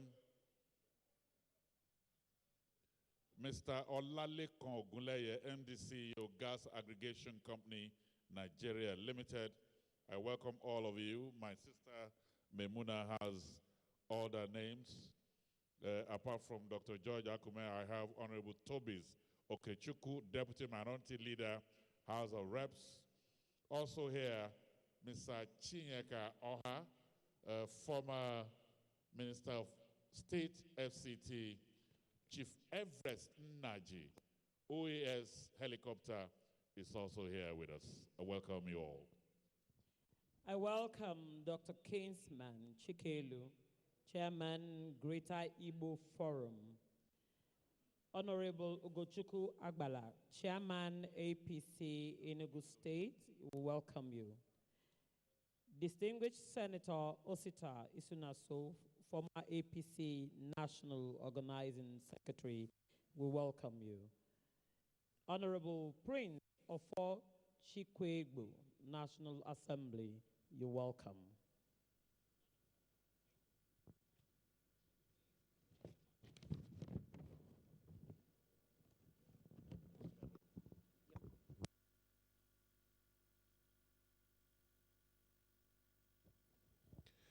Honorable Nkiruka Onyejocha, House of Reps, I welcome you. And so, Your Excellencies, distinguished ladies and gentlemen, because of our time, we'll only have time for 3 goodwill messages.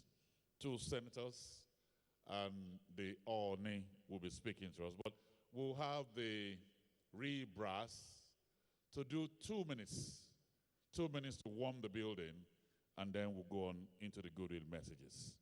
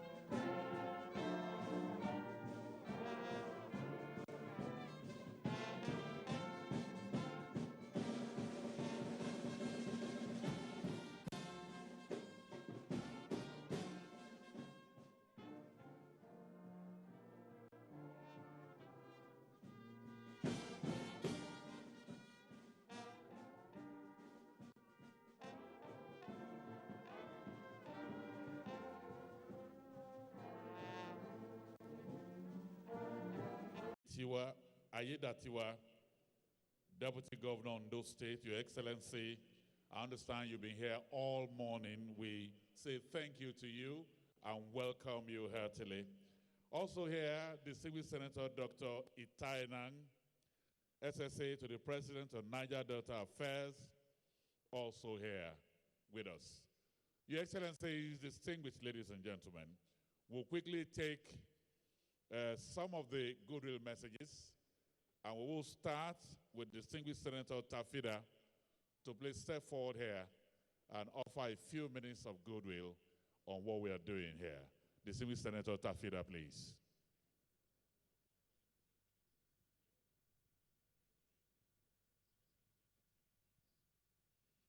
All right.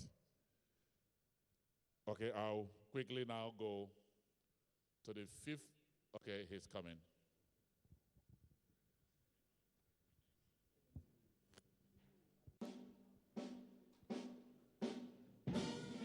I welcome you, sir.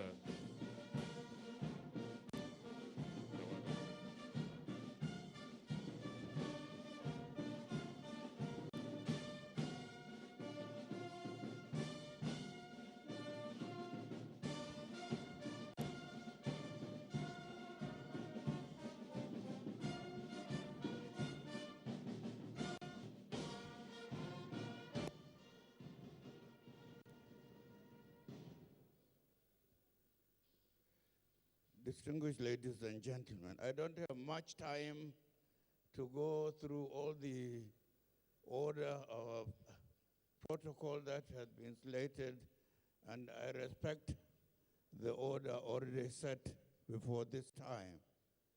My name is Dalhatu Tafida, a senator from Kaduna State. I was a first-time senator up to the second-time senator. I worked with all the 5 Senate presidents that we had because I held a committee that was all important and essential for the working of the Senate. Committee on Rules and Business. I didn't know Senator Ken Namani before the second term. But when the senators came in for our second term, I could vividly recognize him. He was vocal, well, I would say more of a critic of what was going on, right from the word go. And I also saw a potential leadership in him. So I moved on to him. I said, distinguished senator, be patient. Things are not going on well at the moment, but we have a lot of potential. And we started to recruit our senators, as many as possible. When the 4th Senate President fell, that was Senator Adolphus Wabra, it was, we thought, very easy for Senator Ken Namani to become president because the Southeast senators decided to go by state rotation. We had the first senator from Imo, the second one from Anambra, the third from Ebonyi, the fourth from Abia, and then only Enugu was left. And there were 3 senators there. Now, the Senate on its own decided to disqualify one of the 3 senators. Only 2. A lot of pressure to vote for one of the 2 senators, and not Ken Namani though. But we thought he was a better senator than the other one. There was no pressure we didn't have at that time. They told us in the Senate that all the governors in the Southeast, in the Senate, that all the governors in the Southeast had decided to vote the other one. Also, representative of the then President of the Federal Republic of Nigeria felt we should vote the defeated senator from Enugu, his candidature, and so it was easy for Senator Ken Inamani to become president. And for that period, he met me as a Senate leader. As a Senate leader, I also took part in literally all that he did in the Senate. He's somebody very listening. He's somebody very hardworking. He's somebody very generous, change throughout the time he was Senate president. And we also did not withdraw our support with all the insinuations, all the threats, and so on. So I also have to say, even though I did not take part in the writing of this book, I have to add my voice that I support all that is inside the book, because I had a copy of the book before today. And it was written very well, lucid. I also learned one or two things about Senator Ken Inamani, partly his origin and so on. I want to see his house in Enugu, a massive villa, and he was somebody already made up before he came to the Senate. Unlike some of us who are somehow struggling to survive, and we are also still struggling to survive, but we thank God that we got to know more people.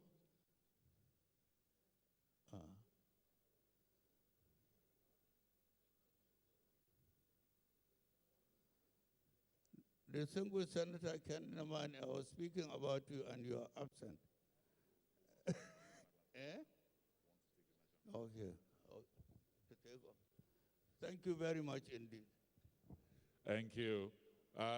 His Excellency the Vice President just arrived. Shall we rise now for the national anthem, please?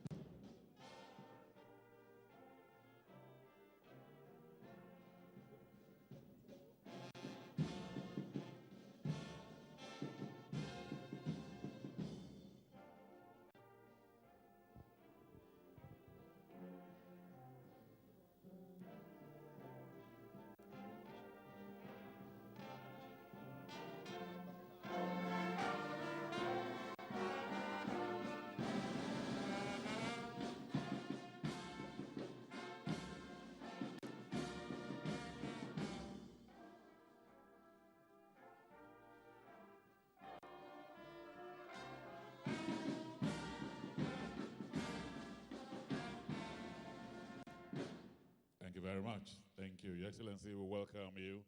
Let me also welcome Mr. Steve Oransaye, former head of the Civil Service of the Federation. We welcome you. Distinguished Senator Tafida, we thank you for the reminiscences and your love for Nigeria. Thank you. We'll just take two minutes for the goodwill messages, and then we'll move on to the presidential address.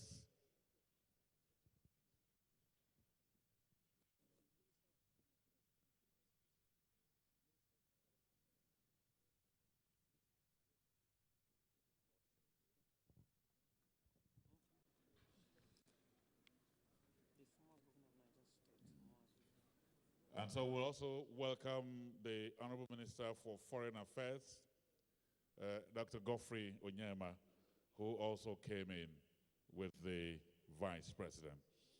2 minutes apiece for the goodwill messages.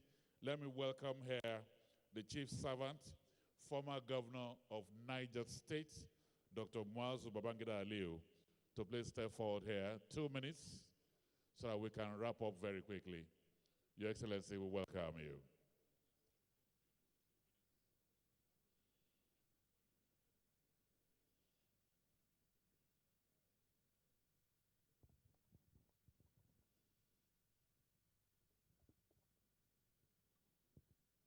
I guess in terms of protocols, when the Vice President is around, there is no need for any representation.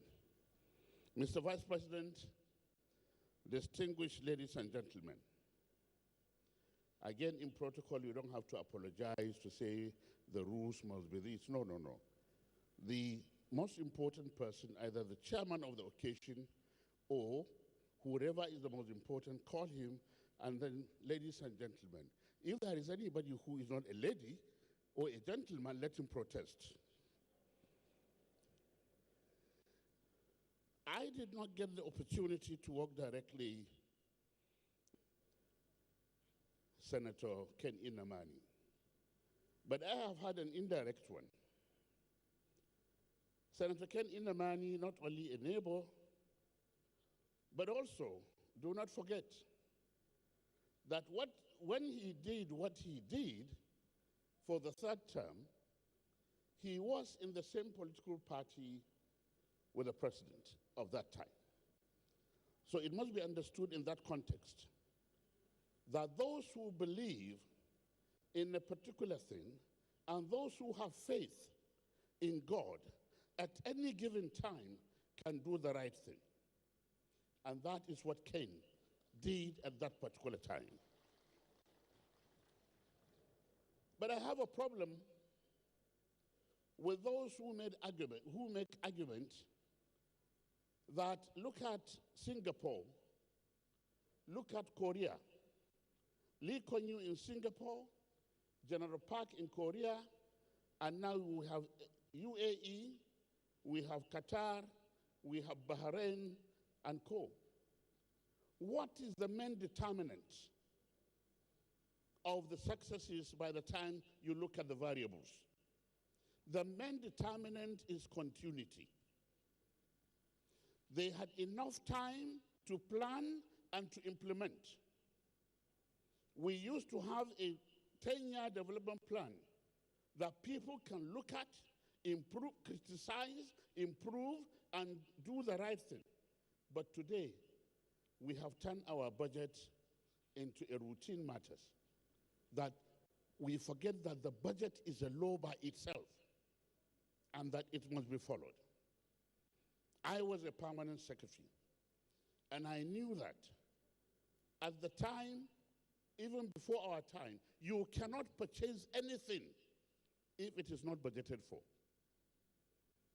But today, things are different. So we must bring back continuity, sense of continuity. It doesn't mean when a government comes that it must change everything.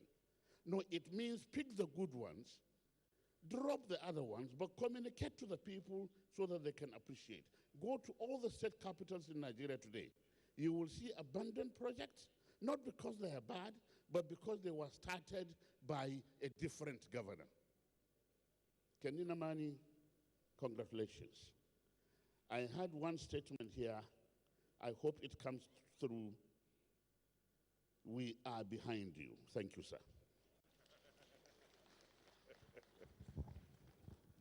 Thank you very much. Let me welcome distinguished Senator Effiong Bob, and very especially distinguished Senator Grace Bent.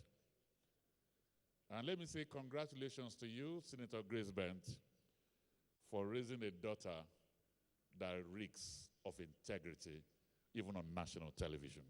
Thank you very much. Thank you. Very quickly, he did 2.5 minutes. I hope the next person we do less or more, but within 3 minutes. At times you can't give time to the Royal Majesties.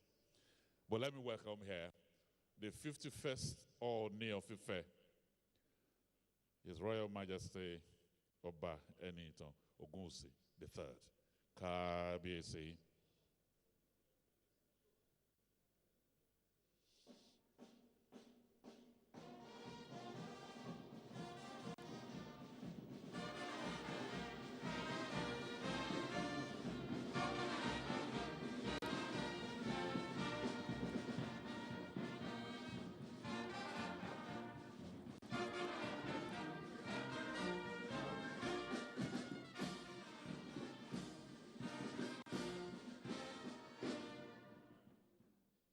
Your Excellency, the Vice President of our dear nation, Chairman of this occasion, distinguished ladies and gentlemen, all protocols duly observed. Today, we're celebrating a man that God has actually blessed our nation with. Indeed, he is a refiner and a stabilizer in what is known as separation of powers in our dear country. Today, we're celebrating all the good things you've done by virtue of the book you've actually written. But beyond everybody centralizing what you've done as far as third term is concerned, for me, as a traditional ruler, your success is beyond that. What you did for our nation is way beyond that, and that is the truth. You came in at a time when the National Assembly of our nation, the legislative arm, is so troubled, and they were not settled. But you came with a lot of hair and charisma, calmness and firmness, and by virtue of what God actually bestowed upon you, you were able to refine and stabilize what is called a natural succession for the leadership of Senate. On this note, we're celebrating you. What we're doing, to me, is way beyond this book. We, as traditional rulers, we will continue to pray for you, pray for long life, pray for prosperity, pray for leaders like you, for us to have in our nation, at this critical moment of our nation. We need leaders to stabilize the polity. We need leaders to refine and give hope for the next generation to come. On this note, we are celebrating you, and we look beyond what you did as the Senate President when the most challenging period for our nation, the third term period, came. You were able to manage it and actually affirm that truly power belongs to the people, and the pulse and what people feels is very paramount beyond any leadership compensation.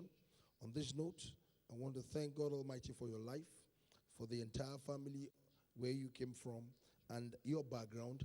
Keep up the good work. The country will continue to remember you for good. Congratulations. God bless you, and God bless our dear nation, Nigeria.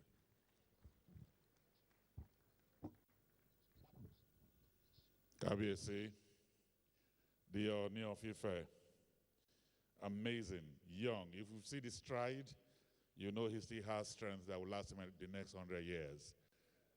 Let's put our hands together for him, ladies and gentlemen. We appreciate you. Thank you very much. So, Your Excellencies, distinguished ladies and gentlemen, it's my pleasure now to invite here distinguished Senator Grace Bent to please step forward for the next 2 minutes. Let's hear her sonorous voice in goodwill message. Distinguished Senator.